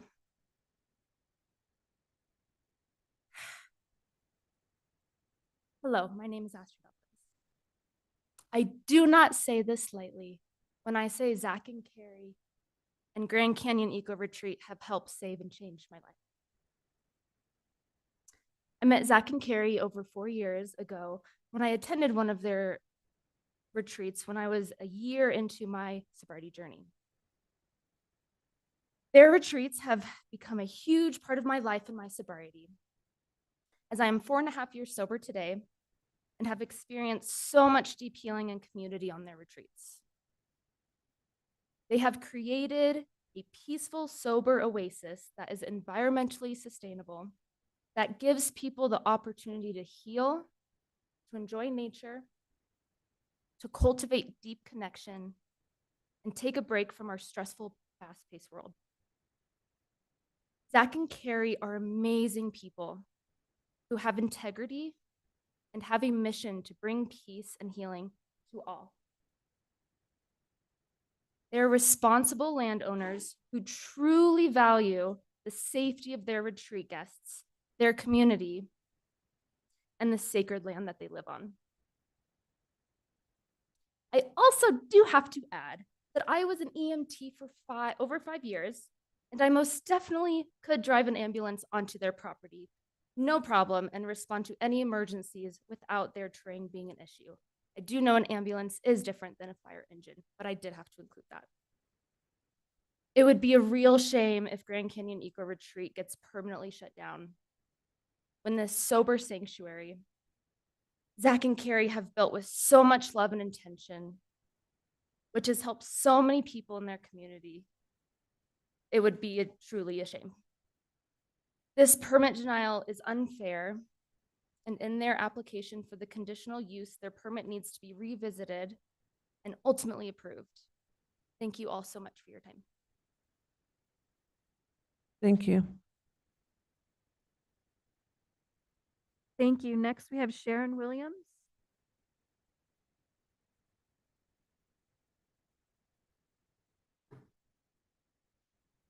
Good evening, Chair and members of the board. My name is Sharon Williams, and I do live, sadly, at Springflower Ranch, evidently. It's a horrible place, I hear. I spent 36 years in public safety as a police officer, and I also worked quite a bit in risk management. And I came after looking at Oregon, Nevada, and my husband and I happened to come up here and fell in love with our Red Lake area, and that's where we bought our home. Actually, we bought our property in 2017. And doing all our due diligence, coming from California, I didn't want to have to go through what I went through in California. the place where I grew up, where I could ride my horses. Every place is gone now. I came here to enjoy my neighborhood, the scenery, the peace and the quiet that everybody's talking about. This is my neighborhood. And quite frankly, when we talk about community, yes, we have community at Springflower Ranch and we have community in the Red Lake District. People from Flagstaff are not part of our community. They don't understand our way of life out there, our rural life. Spring Valley Road is very narrow, very windy, and like my friend Judy here said, there was an accident 4 days after we had the public commission hearing, the planning meeting. A car had driven on Spring Valley Road and ran into the electrical pole. Well, that resulted in Spring Valley Road being closed for a certain amount of time. And then because that electrical pole went out, residents lost power, and it took time for that pole to be fixed. Now, having people travel that are from Netherlands or Minnesota or some other places that aren't familiar with our road, there's a problem. And our other problem is too, Springflower Ranch has a turnout as you enter into our gated community. My husband, shortly after the Planning Commission meeting, was contacted by people who were lost, and strangely enough, guess where they were visiting? Okay, yes, they were going to this glamping site, and they were looking for directions. My question is, tonight I heard about all this other stuff. What are the residents going to earn from this business? How is it going to benefit us? Now, we also know things that are happening in our area, in Arizona, is happening in California. Insurance companies bailing out of insuring homes for fire dangers. It is expected that our property insurance is going to increase by over 54%. Once they find out that there is a campground, the insurance companies look and they find out there's this commercial business within 1/4 of mile of my property. How is that going to impact me and my neighbors and our insurance? And who's going to accept that liability? Those are just some of the questions. I'm strongly against to this. My neighbors are strongly against this. And my time is up. Please, please deny this conditional use permit for the benefit of all of us that live in the Red Lake District.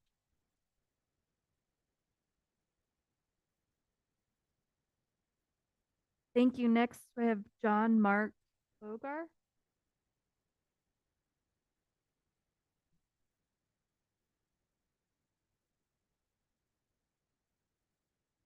Hi, my name is Mark Bogart. I live about 2 miles down from them, 2625 East Soaring Eagle. And I feel for you guys. You must be really nice people. You're doing some good things. But just because you build something in the wrong place doesn't mean you're entitled to continue. If we'd have known you've been operating for 5 years illegally, we would have complained sooner. So we're not in favor of this build. We bought 10 acres because we want to be in a quiet neighborhood. We could have bought on the other side of 64 and we could have bought it 1 acre and it wouldn't, we have neighbors right next to us. We bought in this area because of that reason. So we don't want to be affected by the things that they're doing. And I think that the biggest complaint I have is fire risk. I understand what it's like to get a permit. It took me 2 years to get a permit to build my house. And I understand it's very arduous and you don't understand all the things that are required and you don't understand why they're required, but you still got to do them. I spent $19,000 on a septic system and I'm putting it in. It's absurd, but I have to do it. And so I'm doing it. I'm complying with the things that are required. So I understand these fire guys come. I was at a house last week. A friend of mine had a stroke and these guys came and, they came and they saved us and they helped my friend. And so I understand the constraints that they have and the concerns that they have about fire because we can't get renter's insurance. We're renting a house a couple miles away. We can't get renter's insurance because there's no fire department that will service our neighborhood. So fire is a big concern. So we don't agree with this project. I think that they're doing great stuff. they're just in the wrong location. They could have a campground when it was a general zone in 2019, and now they have a possibility, but they have to go through a process. So they have to adhere to the process, even though they may not like it. Just like I didn't like all the stuff I had to do to get my permit, but I did it. I've done it, and I'm going to finish the house. And I hope this guy will come over here and help me out if I ever have a problem, you know. And that's all I need to say. Thank you. Thank you. Thank you. Next, I have Roseanne Lockwood.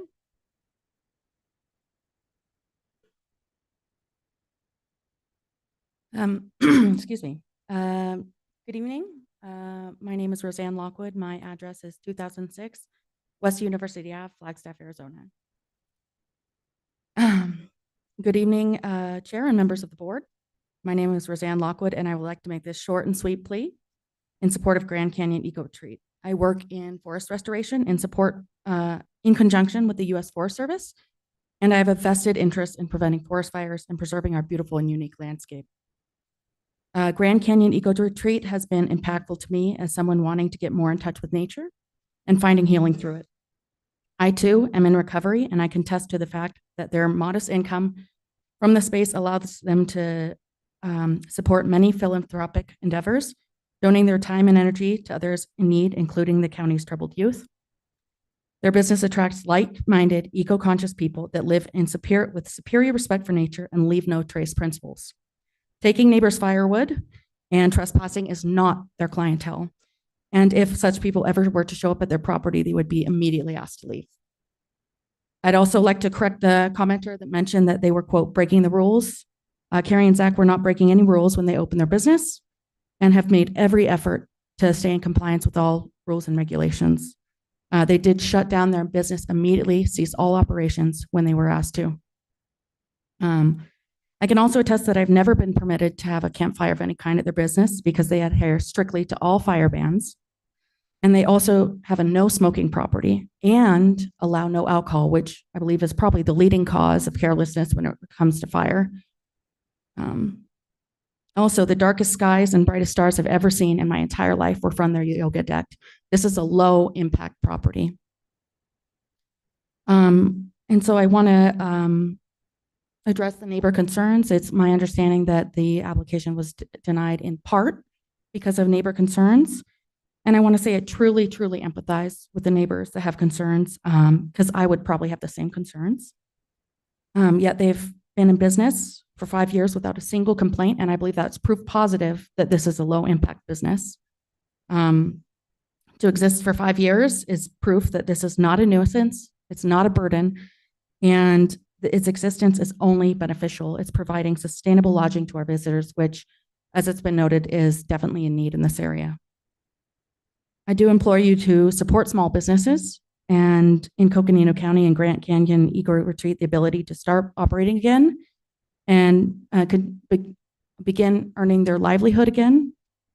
A low impact 6-tent site is completely in line with the rural lifestyle. And they have excellent reviews from the customers, including myself. Thank you. Thank you. Thank you. Next, we have Ray Bednash.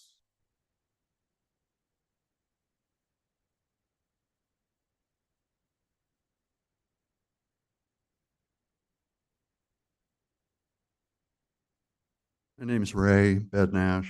I live at 1481 East Tangerine, which is probably a quarter mile maybe from the side of the property. I want to, I don't know how to express it in words, but I really appreciate all that you're doing in terms of your sobriety. Madam Chair. And serenity. Hold on. Okay. Supervisor Fowler. There you Madam go. Chair, I cannot speak, but thank you. Anyway, given all that I've heard tonight, and this is real new to me, and I'm not a professional speaker, but I want to reserve my comment and or disagreement or agreement with the process here until further, till the future, in the future, because have a sense that it will be revisited. Thank you. Thank you. Next, we have Amy Lee Thornhill.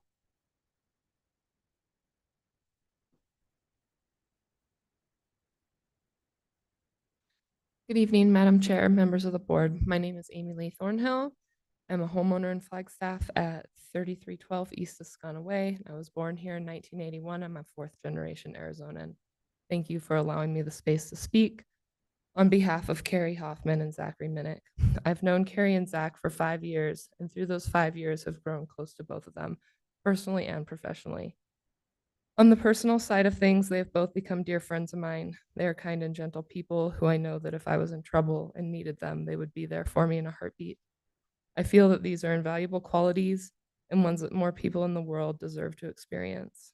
Carrie and Zach bring stability to the world around them, guiding people to find the best in themselves, even when those people cannot see it for themselves. They are accountable, caring, and dedicated to the betterment of the world. We all deserve to have access to that. On the professional side of things, I have had the great privilege to work for Zach and Carrie in a role that I feel is both a huge responsibility and an honor. In this tumultuous economy, Carrie and Zach have opened their doors to providing opportunities for me to work and teach on their property. As a certified yoga instructor and rock climbing guide, Zach and Carrie have not only created space for me to teach, but have also provided mentorship and a job for me. I take great pride in that all the teachers and guides they can hire, I am on their list. There was no one I would rather work for. It saddens me that these two people's business, a business that is dedicated to making lives better for others, is under attack.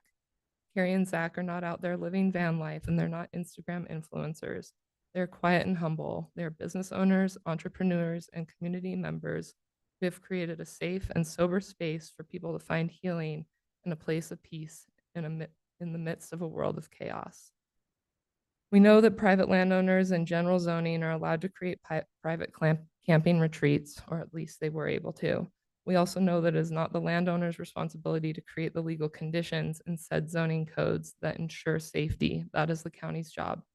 Carrie and Zach have followed these conditions and guidelines to a T, as well as jumping through all the hoops that have been thrown at them in the last year. I would urge the Board of Supervisors to refer to the conditions already listed in the original application and move forward from an educated stance, not the unprofessional and inconsistent stance that Zach and Carrie have had to navigate. In rejecting this permit, the county is actively limiting valuable tourism income for 2 longtime residents of Coconino County and doing a disservice to tourists who want a space to decompress outside the hustle of Airbnbs, hotels, and the park. Zach and Carrie are stewards of the land they live and share, as well as the people around them, and allowing them to fully run their business can only help the county and its residences. Approval of their permit application is directly beneficial and will not only provide space for education around mental health, about L&T principles on the land for the influx of tourists, as well as allow space for a grassroots business to provide a quiet and safe service for those in need. They will also be creating and maintaining jobs. Thank you. Thank you. Thank you. Next, I have Gloria Bogart. And again, if there's anyone else in the room that is going to want to provide a comment, our comment forms are right on the table by the door. You can bring them up to me and we'll make sure we call your name. Thank you.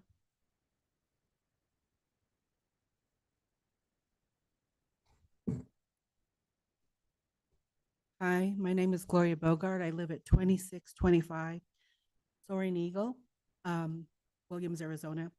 My husband was just up here. We're new to the area.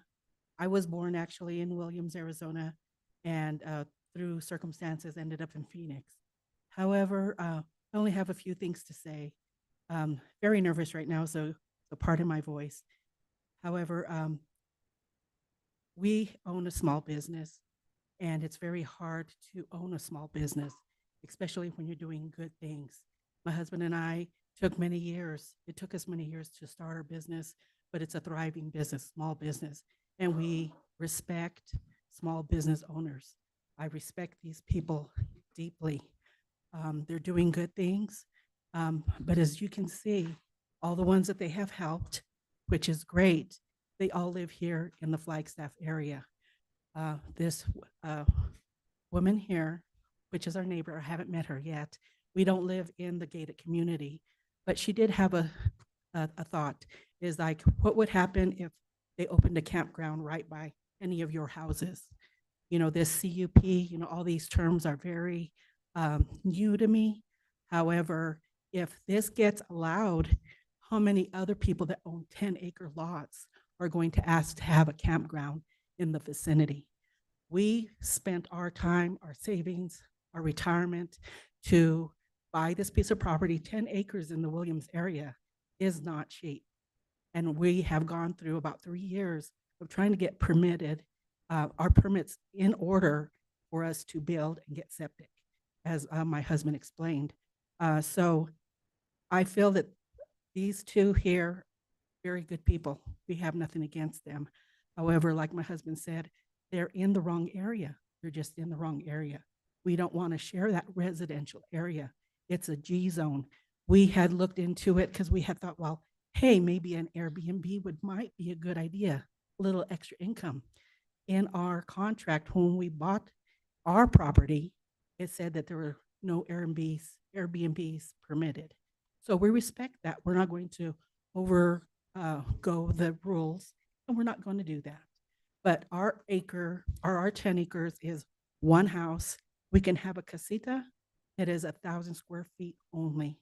So we feel that now they're bringing in a commercial aspect into the neighborhood. And how would you feel if somebody put a commercial aspect into your neighborhoods?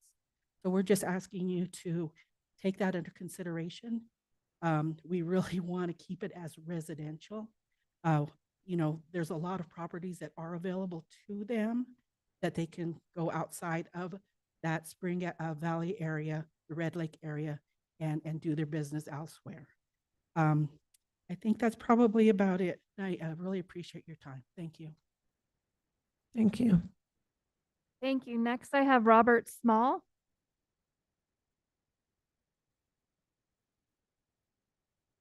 My name is Robert Small. I live at 7001 North Hazelwood Drive. I am stuck on time. These people said they bought property in 89. I'm sorry, not 89, 2019, correct? How come we didn't get notification of their application for York until this last year, if they started in 2019? I'm sorry, I don't understand. Noise. Okay. You people that say there is no noise, come on out. I know there's a lot of noise, but you know, I got a way to solve that problem. It's called close my windows. And that's what we did because we figured they were a little young couple, had friends out, had their songs going and carrying on. We closed our windows. As far as these people out here condemning Mr. Trotter about not being able to get fire trucks up there, how come you had so much trouble getting your van in your own driveway here? Don't tell me you didn't, because I heard the van and I went out there and I saw the dust coming my way. Excuse me, can you address the board? Okay. Speak to the board. I'm sorry. Thank you. Anyway, I'm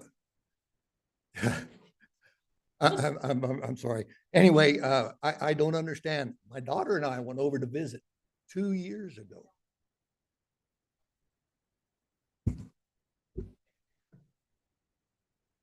Too loud. I went over there to visit the people 2 years ago. I got 3 minutes here. I didn't spend 5 minutes over talking to them, trying to be a neighbor. They just got back from Taiwan. Very sarcastic. And I was trying to be neighborly because I was part of High Country Fire and Rescue. I was one of the co-founders of High Country Fire and Rescue. The young lady over there says she's an EMT. That's fine. So am I. I drive fire trucks. I drove fire trucks.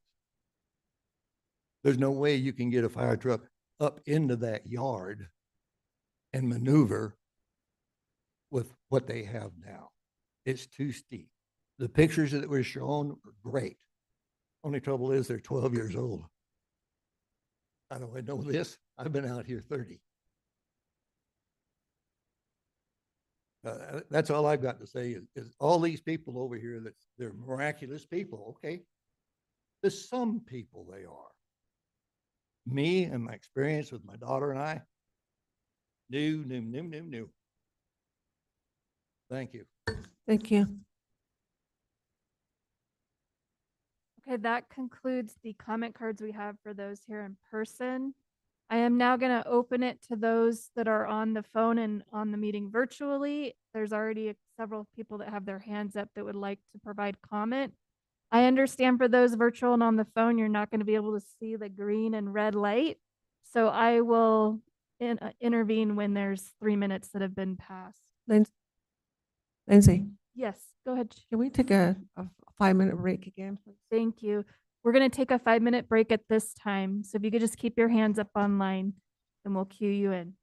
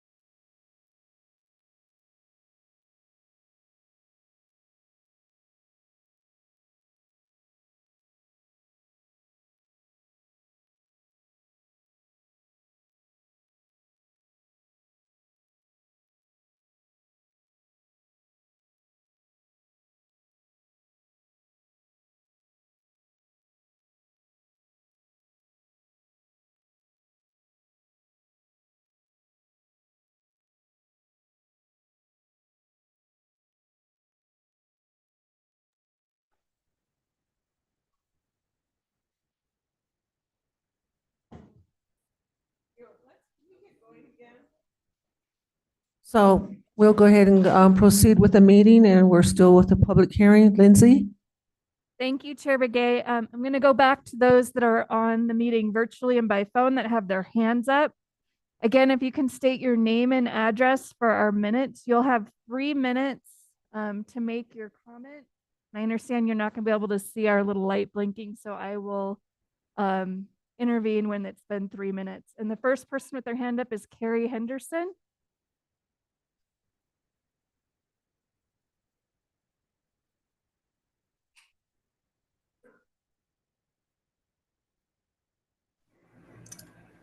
Hi, can you hear me?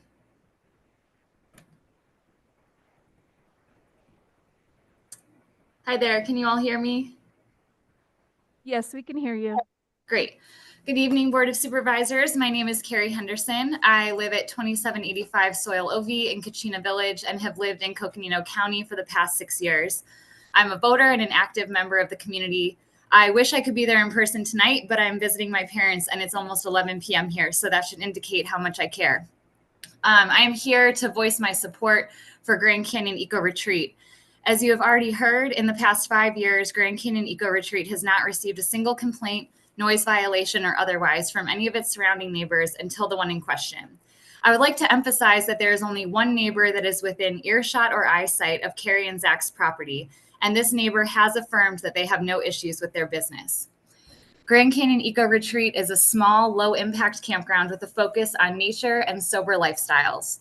Unlike many of the Airbnbs in my own neighborhood, Grand Canyon Eco Retreat is not managed by owners from Phoenix or out of the country. It is managed by 2 locals who are deeply ingrained in our community and care intimately about protecting our forests, wildlife, dark skies, and community members. It seems as though many of the county and neighbors' concerns are not rooted in fact, only in assumption and speculation. Neighbors, while not having voiced a single complaint in 5 years, speculate that there could be noise, light, or traffic issues. I think that these concerns have been adequately responded to by the applicants, retreat guests, and neighbors tonight. Mr. McNeely and Chief Trotter have implied that Carrie and Zach will not or cannot invest tens of thousands of dollars into property improvements that would allow a fire truck access, when in fact they are fully prepared to make those investments. Their livelihoods depend on it. One of their opponents tonight mentioned how arduous the permitting process can be. If nothing else, I hope that the Board of Supervisors and others in the room have learned that Carrie and Zach are extremely determined and hard workers, as evidenced by their business's success, as well as their thorough presentation that they have prepared for tonight. Carrie and Zach are here tonight asking for the opportunity to take on that arduous task of adhering to a bureaucratic, expensive, and likely frustrating permitting process. Throughout the CUP process, Carrie and Zach have been transparent and cooperative with their neighbors and with the county. County employees in return have continually changed the goalposts for approval with inadequate explanation or communication. Unlike many people my age, I actually have quite a bit of faith in government and believe that public servants like yourselves mean what you say when you campaign on supporting local businesses. So, Board of Supervisors, I hope that you will prove me right by giving Carrie and Zach a chance to comply with fair and clear county regulations to continue providing a safe, sober haven for travelers and having a positive economic and social impact on our community. Thank you. Thank you for your comment. Lindsay?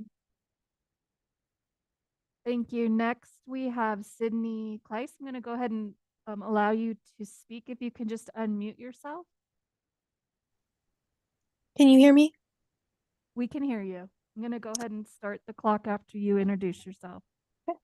My name is Sydney Jansma Kleiss. I'm a resident of Grand Rapids, Michigan. However, I've had the opportunity to work as an independent contractor seasonally for Carrie and Zach at Grand Canyon Eco Retreat.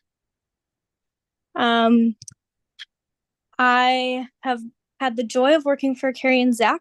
They have offered me very valuable work experience as a yoga teacher and as a general staff of their property. I'd like to also note that they have had me trained as a wilderness first responder to work there and to help them lead guided hikes. And I believe this is also a valuable skill set to have just while on the property as well, in the case of minor first aid incidences that have the potential to happen anywhere.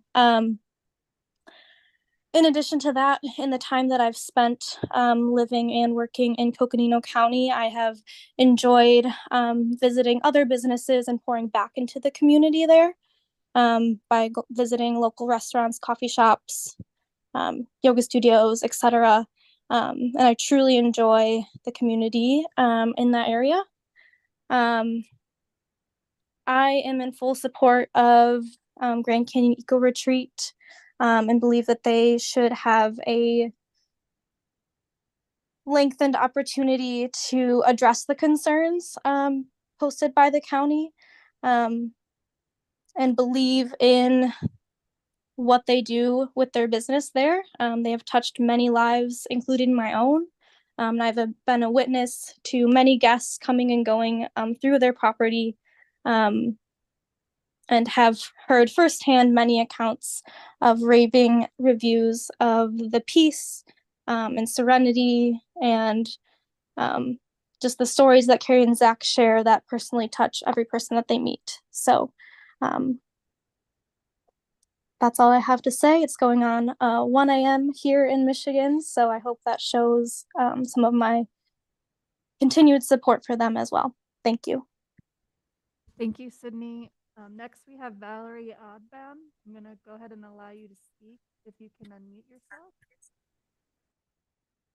Hello, yeah, my name's Valerie Osband, and my husband Michael and I have had our property here at 2582 East Spring Valley Road for 17 years now.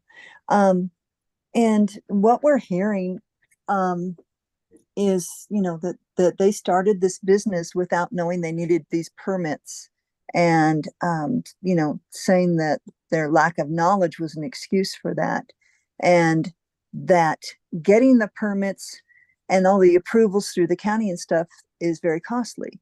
And I think any of us living out here totally understand that. We all have that. We've all had to put up with that as we build our homes out here. We purchased our home to be out here because it was remote. We wanted somewhere quiet. We didn't want a business nearby. And hearing all these people speak in support of these individuals, it's great, but all they're talking about is character and the business and how it's helped them personally. Those of us that live out here, our concern is safety. And we're talking road safety. We're talking the safety that is broached by having individuals, strangers roaming around. And most importantly, the fire safety, which was addressed at the last hearing in May when they talked about they had a 1,500-gallon water tank, which they were told would not be enough if there was a case of fire. And I think that Chief Trotter has done a good job of explaining what is needed and why. Fire would affect all of us. It hasn't yet. And so everybody's saying, well, it hasn't yet, so it's fine. But when it does happen, then it's too late. And having people out here, yes, they say they have a no smoking ordinance, or rules on their property. Sorry, rules on their property. That doesn't mean people are going to obey those rules. Anyway, the fact of the safety issue is what those of us that are living out here are really concerned about. That and the fact that we didn't move out here to have a business near us. That's not what we're looking for. I hope you take this into consideration in making your decision. Thank you all very much for your time. Thank you, Valerie. Next, we have Gabrielle. Gabriel, I'm going to go ahead and allow you to speak if you can unmute yourself. There you go. Hi, can you guys hear me? We can hear you. And please state your name and address for the record, and we'll start the clock for 3 minutes. Yeah, so my name is Gabriel Uribe. My family owns the property directly adjacent to the campground, 1651 Spring Valley Road. I didn't really have remarks prepared, but I wasn't really going to speak, but I did just want to respond to some things that I have heard in the meeting. I keep hearing, why is this treated differently? And beyond the fact they just didn't follow the rules to set up in the first place, it's treated differently because it's a campground. It's a campground in the middle of a residential area. These large structures that they're talking about with all these large impacts, they're houses. Like that's what it is. Like, go out there and you look around, you see a bunch of houses. It is a rural lifestyle, it is rural, but it's not like there's absolutely no one around. I can walk less than a minute and be on his property. It's not true that there's no eyesight or that I can't hear, because that's just not the case. And I'm like directly above them. So if there's a house that's at risk of fire damage, I'm one of the first ones.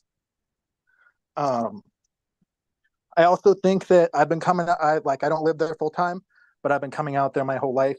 And one of the things that I've always known is there's no fire department. That's something that's very different in cities, in like places like Flagstaff. These people that are coming out for these retreats, that's great. I'm glad they're enjoying it, but they don't have the mentality of there's no fire around. They don't understand, like they said, these roads, how it gets here. It's just going to completely change the area. And we didn't even know that they were actually operating a campground there. Had we known that they were operating a campground, we would have opposed it, and we did oppose it as soon as we found out about it. So, I mean, strong opposition. And one other thing I would like to say, just for the record, is that glamping generally doesn't happen in the middle of residential areas. He's less than 2 minutes from my house. I can see it. I can walk to it. The guests can be on my place. It's ridiculous to act like you're just this serene middle of nowhere place. It is rural, but it's a residential neighborhood. I'm strongly opposed. Thank you. Next, I have Alex. I'm going to go ahead and allow you to speak. If you can unmute and state your name and address for the record.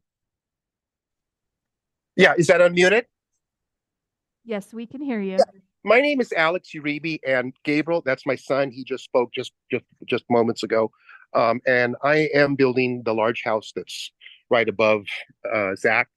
One of the things that really concerns me is, if you've ever been up in that area, the winds can shift. The winds can just immediately kick up. If you've got any type of fire that is loud and it is not completely extinguished, it's just a fire hazard. And I don't blame them for trying, but there's going to be 6 guests that will be putting fires. They're not aware of the danger. And the other thing is, because it's a valley there and it is a commercial venture, that sound carries, the slightest whisper carries a long way. And that goes on all day long. I've experienced it, in the years that I've been building the house, and I'm going to be retiring it. And I mean, I'm fine with somebody renting VRBO, doing whatever they want to do, but to kind of have a commercial campground in that area, and especially okaying it just because they did it without permits, and they're good people. They have people from all over the country saying they're good, and I'm sure they are, but that doesn't change how a conditional permit is issued. It's based on, most importantly, fire and emergency response. And just to let you know, I mean, there's been times I've been going my house that I can't even get 20 feet up my driveway because it's so steep. So in building my house, I park my truck on the bottom and walk up with my tools.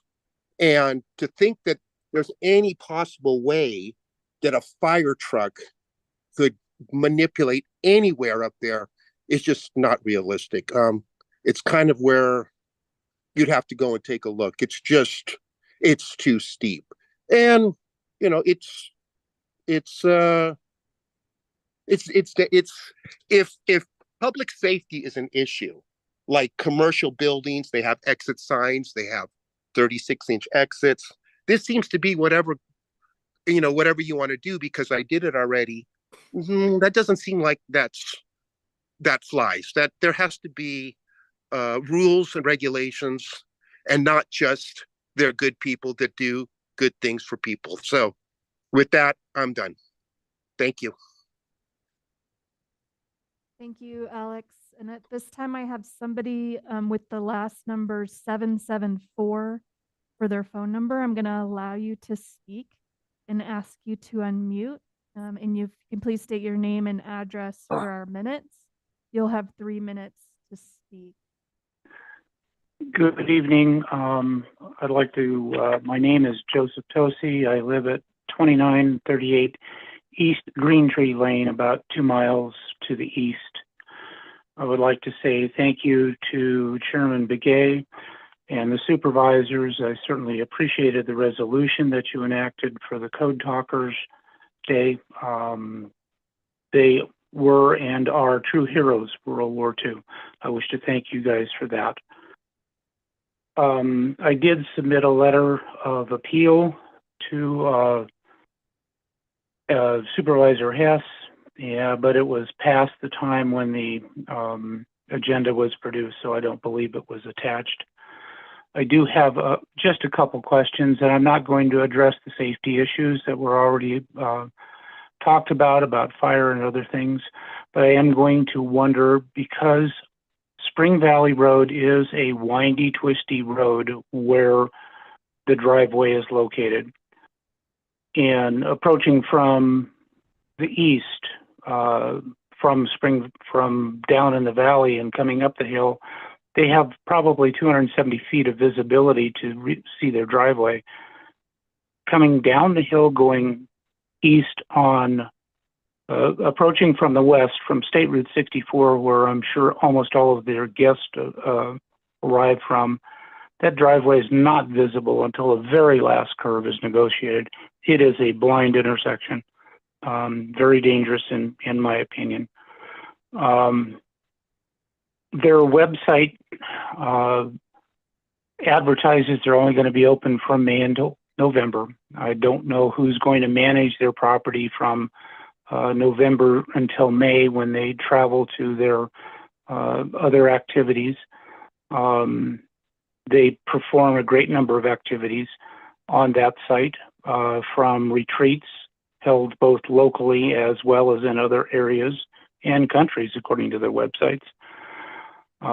Travel costs would seem to be somewhat expensive, given that it's a business that has been operating for several years in the area. Are business plans or tax records available to inspect for the continuity of the business and the adequacy of their reporting of income expenses? I have questions about the amenities they have. Are 2 pit toilets adequate for 6 campsites? How are the showers given water? The site indicates a retreat could be scheduled there based upon their website. Parking on East Spring Valley Road is non-existent. There is none. What are the limits of the size group, and would there be adequate parking for attendees? Where do they put all of the people that come for a yoga class, for whatever they held there?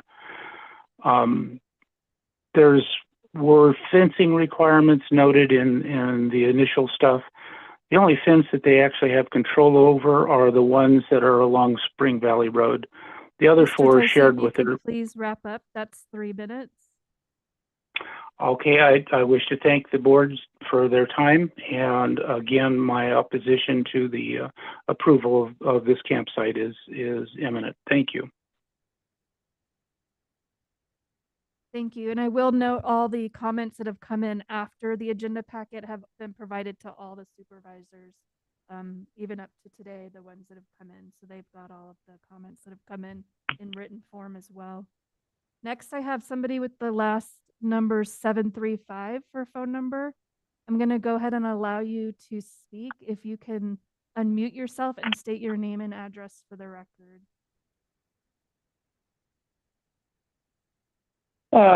Yes. Can you hear me? We can hear you.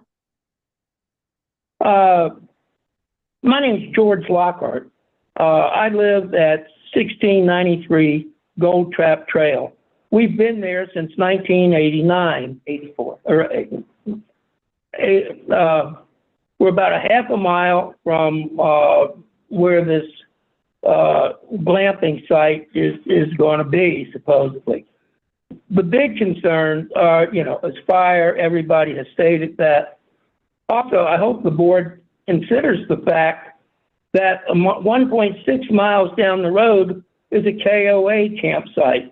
Now, I owned a small business in Williams for 30 years, you know, and it was in a commercial zone, and, you know, you're in business, you do everything commercially.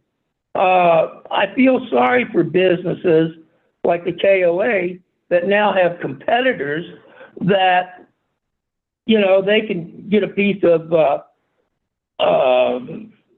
regular property and then, you know, start a business on it. And we certainly don't want the business anywhere near us, and because it's a residential area. Now everybody talks about they like to unplug. I live there, and I like to unplug too, and I go into the forest, which is 1.6 miles down the road too. Yeah, and you know, everybody can get in. This is not the only, you know, yoga site in the country. And I hope the board will consider that and just, you know, if you want to be a business, commercial business, get commercial property and don't put it in a residential neighborhood. And I hope you consider that. And I thank you very much for your time. Thank you, George. Next, I have on the virtual format, Kim, with a hand up. Kim, I'm going to go ahead and allow you to speak. If you can please unmute yourself. Good evening. Can you hear me? We can hear you, but it sounds like you might have two devices with the meeting on, so you'll want to turn off one device, whether it's your phone or computer.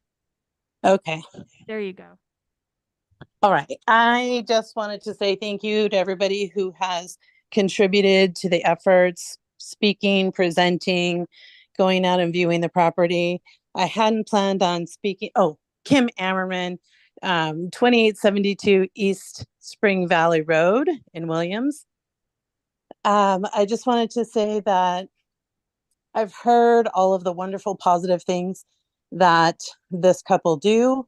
I wanted to mirror the fact that they're doing some great things in an overall community, but in our community, I think that all of us have pretty much stated how we feel about what's going on in our own area. When we purchased our property, we went ahead and looked to see what all of the guidelines were in advance. They didn't do that, and because they didn't do that and they didn't check zoning, that now they're having to go through a different process is not something that we should give special preferences to or allow them special circumstances. If you didn't check to see what you needed to comply with before, which would have been changing to a commercial zone, and now you're lucky enough to try and go through a CUP, that's great. But I think the county has already evaluated that you are not meeting any one of the 4 conditional use permit sections. They've stated no, that doesn't meet the Red Lakes criteria. Also, when the fire chief Trotter said that he couldn't support them, nobody has the right to dictate. It's his personal evaluation. It's something he's liable for. We can't, the county, the residents, none of us should have the right to overstep and say what it is that he can and can't support. That's him and his liability alone. I think we all need to heed that. We all know fire is a big problem in our area. We all have, hopefully, we all have alternative water sources and fire plans in addition to what Trotter is going to be able to hopefully provide to us. But I just wanted to say that, you know, the security, the quiet, the things that we all moved out to the country for are not something that are conducive to this glamping, regardless of how nice and wonderful and the service that it provides to people of dependency and who have been struggling.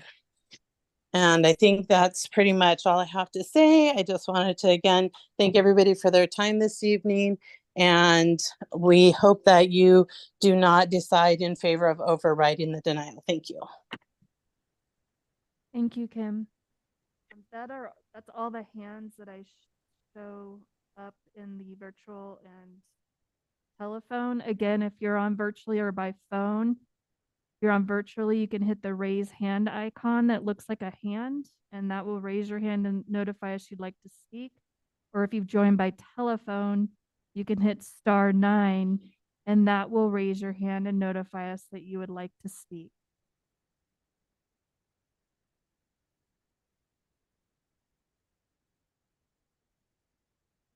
And at this time, Chair Begay, there are no hands raised on the telephone or virtual format. Thank you, Lindsay. With that, I'm now going to be closing the public hearing. I would like to ask any board members if you would like to make a comment at this time. Sir Hess? Thank you, Chair. It is District 3, so I'm the one that gets to talk first. So this has been weighing on my mind all day. This is not an easy subject to go into. I'll keep it pretty short. We've been here for a while. But just want to thank you, Carrie and Zach. You guys are doing great things. You're running a business now, and I just have to worry about the safety concerns. That's my one thing, is the safety of everything told. And you know, this isn't the death nail. This is, you know, you can keep continuing this process. I hope you know that. This isn't like which way it goes. I'm just one member of the board, but my fear is, we've been lucky, and I have to deal with Red Lakes. There's a big fire concern out there. The state owns a lot of property, and they're doing the thinning anyways. My big fear is, just because it is a business, I think you owe it to your patrons to make sure it is as safe as possible, and they can, and give them the emergency response. And you're out there, you know where you built, you know where you're at. You're way out there. I live on 10 acres myself, so I understand. So that's just my big concern. And those are the things, and you already know what to fix. And you've guys gone above and beyond. Go above and beyond. Work with the people that you can. And that's my concern as of right now for this conditional use. I think that's the condition that I would have to say we need to meet. So I applaud everybody, the sobriety life, all that. Keep going. Everyone that's gone out there, really, all the emails we've gotten, both pro and con, we hear everybody. And District 3 is a tough district, and I appreciate everyone that came tonight and talked and everything. So that's my one concern, Chair, is just the safety aspect. Thank you, Supervisor Hess. Any other? Supervisor Vasquez? Sure. First off, thank you, everyone. It's 10:15 tonight. All of us have been here since 6 o'clock. Really appreciate you. Welcome to our life. This is what we do. So I hope you have a better appreciation of what the Board of Supervisors meetings actually look like. But on the business at hand, you know, the project is a beautiful project, but I do have some concerns. You know, the fire concerns, it's a real issue for us here in Coconino County. 2 years ago, pipeline tunnel fires burned 31 homes, District 2. Very sensitive to those needs and issues. And if our fire chief is telling us that it's difficult to provide that services as is right now, then I have to take that seriously. I'm not ready for this chapter to be completely closed. I think there might be some things that you can do, but you must understand that if this COP is denied, you still can come back, I believe, reapply again within a year. So take that into consideration, understand that. But right now, under the way that things have been laid out, the safety concerns are real. I mean, the windy roads, I didn't realize that until looking at the pictures and listening to some of the testimony. And this is hard because I listened to the testimony of all the great work you're doing, and I want to just say, do it. keep doing that great work. But we have a responsibility to the safety of our community, and part of that is that fire concern. And so at this time, I can't support moving forward with this project based on these unresolved safety concerns. Thank you. Thank you, Supervisor Vasquez. Supervisor Fowler?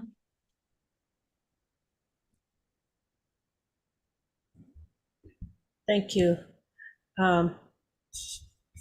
This is, you can pour your heart into a business that and helping people without starting a business.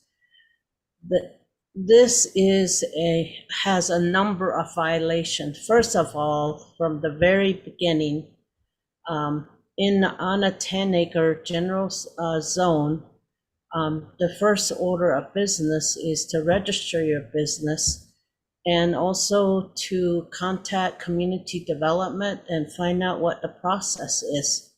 You have environmental concerns, you have emergency concerns, you have fire concerns, road concerns, egress concerns.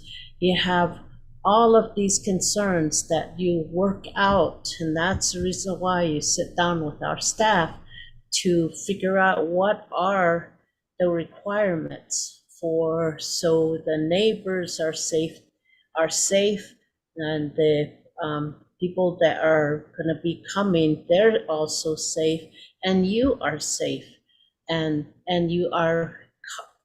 it's really public safety from the very beginning, and to register your business with the county and with the state, and to be able to operate a business. So there are a number of concerns with this, the way that the businesses was started. You can have a great big heart, but at the same time, there are procedures that every business goes through to be able to make sure that it's done right, and it's all across the board. So it is just very concerning. I think it is just helping people and being able to help people in their personal lives with their challenges, that is very, very commendable. It is very commendable. But however, when it comes to a commercial business, we have to make sure that that safety is there. The emergency response is there if should there be anything. Our number one crisis in what costs the most in Coconino County is fire. Fire is our biggest concern. And the winds that come, the unpredictability of our weather, it is a very big concern. And that's the reason why we ask about how we usually ask about the the working with your local fire department, or maybe even our county manager. We have a forest restoration director.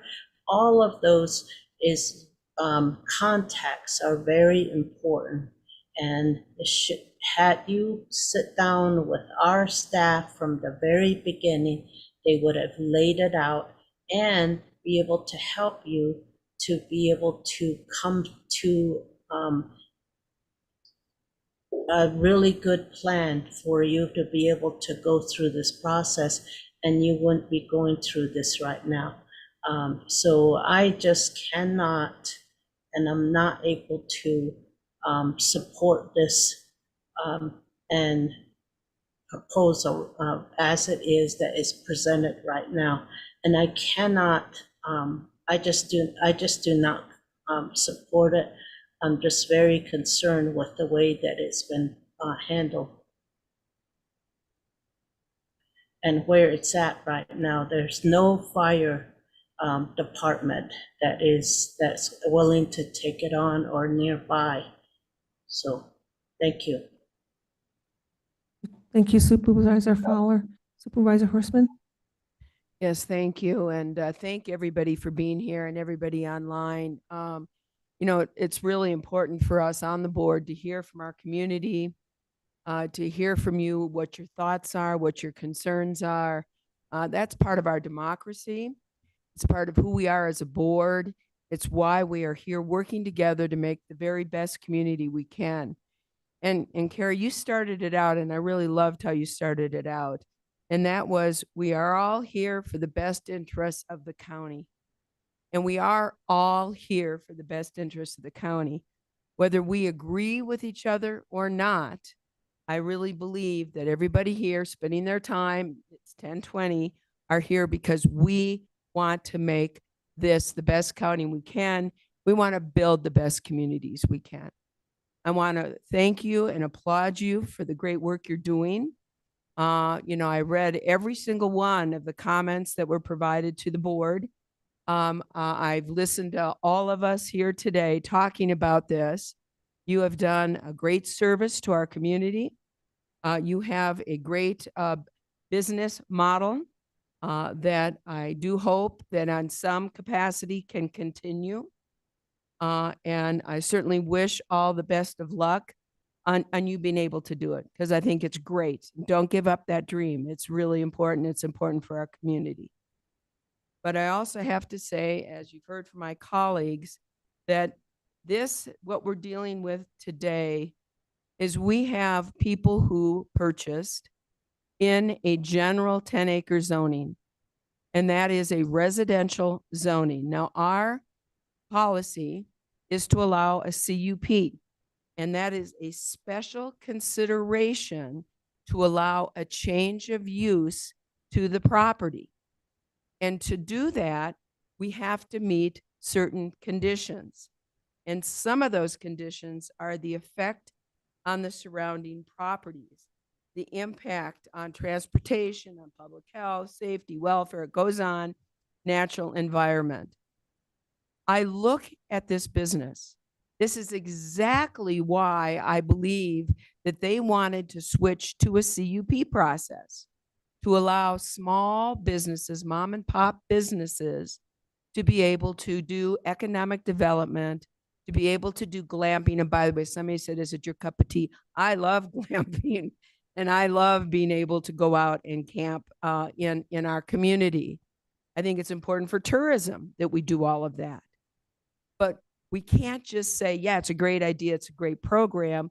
We have to weigh and balance all the interests of the property owners. And since basically this was set as a 10-acre, and you are looking to change the nature of the property, change the nature of the property of people who purchased the property and built their homes on that property. So on one hand, weighing and balancing the interests, you've got to encourage development through tourism, mom and pop businesses. I think that's popular. It's quiet. It's a limited use. It provides real benefit to our community versus most of the property owners who live around this property, who are single family residents, are against it. And maybe in time, you will be able to convince them, but maybe not. You know, I think when it all comes down to it, however, what my main concern is, it's not the noise, it's not the dust, it's not even the visual impact, and I'm going to be honest with you. My main concern is that we need to take the health and safety of the people who you are inviting and who are paying to come on to the property on a commercial enterprise, which they would expect, you're on that property in a commercial enterprise, that at least it meets the minimum standards for the health and safety standards of the county. Not to mention the people who live there, their health and safety and concerns. And then it comes down to, okay, how are we going to handle these health and safety concerns? There is, from what I understand, it's not in a fire district, and you have one option to be able to provide the health and the fire and emergency response.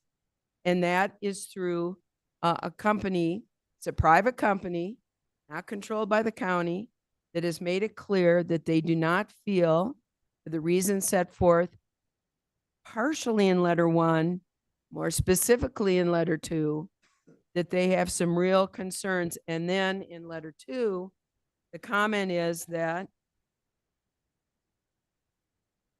I will not be able to approve this location for fire coverage under CUP. And that is an absolute requirement under the conditional use permit. It's a requirement. So at this point, we have a not even doing the weighing and balancing, which concerns me because, again, I believe that you have moved into a residential neighborhood to use a commercial process. And to do that, you must meet certain requirements. And I think one that clearly is not being met, unfortunately, is health and safety, and primarily being able to provide emergency response and fire protection. And that's why I asked you, I know that you didn't have this before, and that's why I said, what's plan B? And without plan B, I don't see how we can possibly go forward. And I understand what's being said, and that is that this isn't the end of the line, but it may be the beginning of starting the process all over again. I also understand that this process started kind of in the middle, and that is that it was not done by when you ask for a CUP and then you start the process from the beginning, but it was really done because this was an enforcement and a code violation. And so it kind of made it in the middle, and they were trying to meet you in the middle and help. And I'm not sure if they helped or hurt, to be honest with you. And I also think that there are some areas that have been brought up that you have raised that I think are certainly legitimate. And I think that there are things that we, the county, can do better so that we don't get to this point. I know the pre-application meeting probably should have been a little bit more complete, more information. I think that would have helped everybody, and may have resulted in things getting done differently. Maybe not, but it appears like it could have helped. And I also have to say, as someone in District 1, which is my district, which is near this district, and where there's a lot of glamping enterprises going on, which I really applaud. I even went to a couple of them. They're great. But the problem is we need to have standards, and we need to be able to make those standards known so that if people do want to take 10 acres and it is appropriate to go through the CUP process, we need to make sure people are all treated the same. I also see that there is the intent and purpose was to really help mom and pop businesses, small businesses. And I think because of the requirements necessary, it really favors larger businesses, not small businesses. And I think the intent was really to help the small businesses. So one of the things I am going to propose when all is said and done is that we as a board and we as a community development department, that we take a look at our CUP process for campgrounds and look across other municipalities and other counties who are doing glamping ordinances and seeing if we can do something that basically is more directive, easier, clearer, provides greater direction, and still allows the small businesses and the recreational use, because we do want to see that use, and we want to see it expanded in some of our rural areas. So that's for a different day and a different time, but you do bring up good points that we can learn from, and I appreciate that. So that, Madam Chair, is my overview on this. Thank you. Thank you, everyone, for being here. I just want to say thank you to everyone that has come here today. this evening to talk about this issue at hand. So, and people also on the virtual, and also, each one of, you here, the staff are still here. So, I do agree again with the comments that were made, with the supervisors here, and it's this issue that we really need to really work on, and that has been already been forwarded to the county manager. So with there, I would like to have a motion regarding item number 25. Madam Chair, if I may, I'd like to make a motion. I'd like to make a motion to vote on this public hearing. What's your motion? My motion is to deny this, take a vote to deny this CUP. And uphold the commission. Yes, thank you. Okay, there's a motion to uphold this issue right now. There's a second? Second by Supervisor Vasquez. All in favor, say aye. Aye. Aye. Aye. Oppose? Abstain? Motion carries. With that, due to time and everything, I'm gonna go ahead and make would like to just go ahead and I only have 20 minutes roundtable, Chair. no, we're going no, I guess we're gonna adjourn, and it's now 10:33 p.m. Thank you.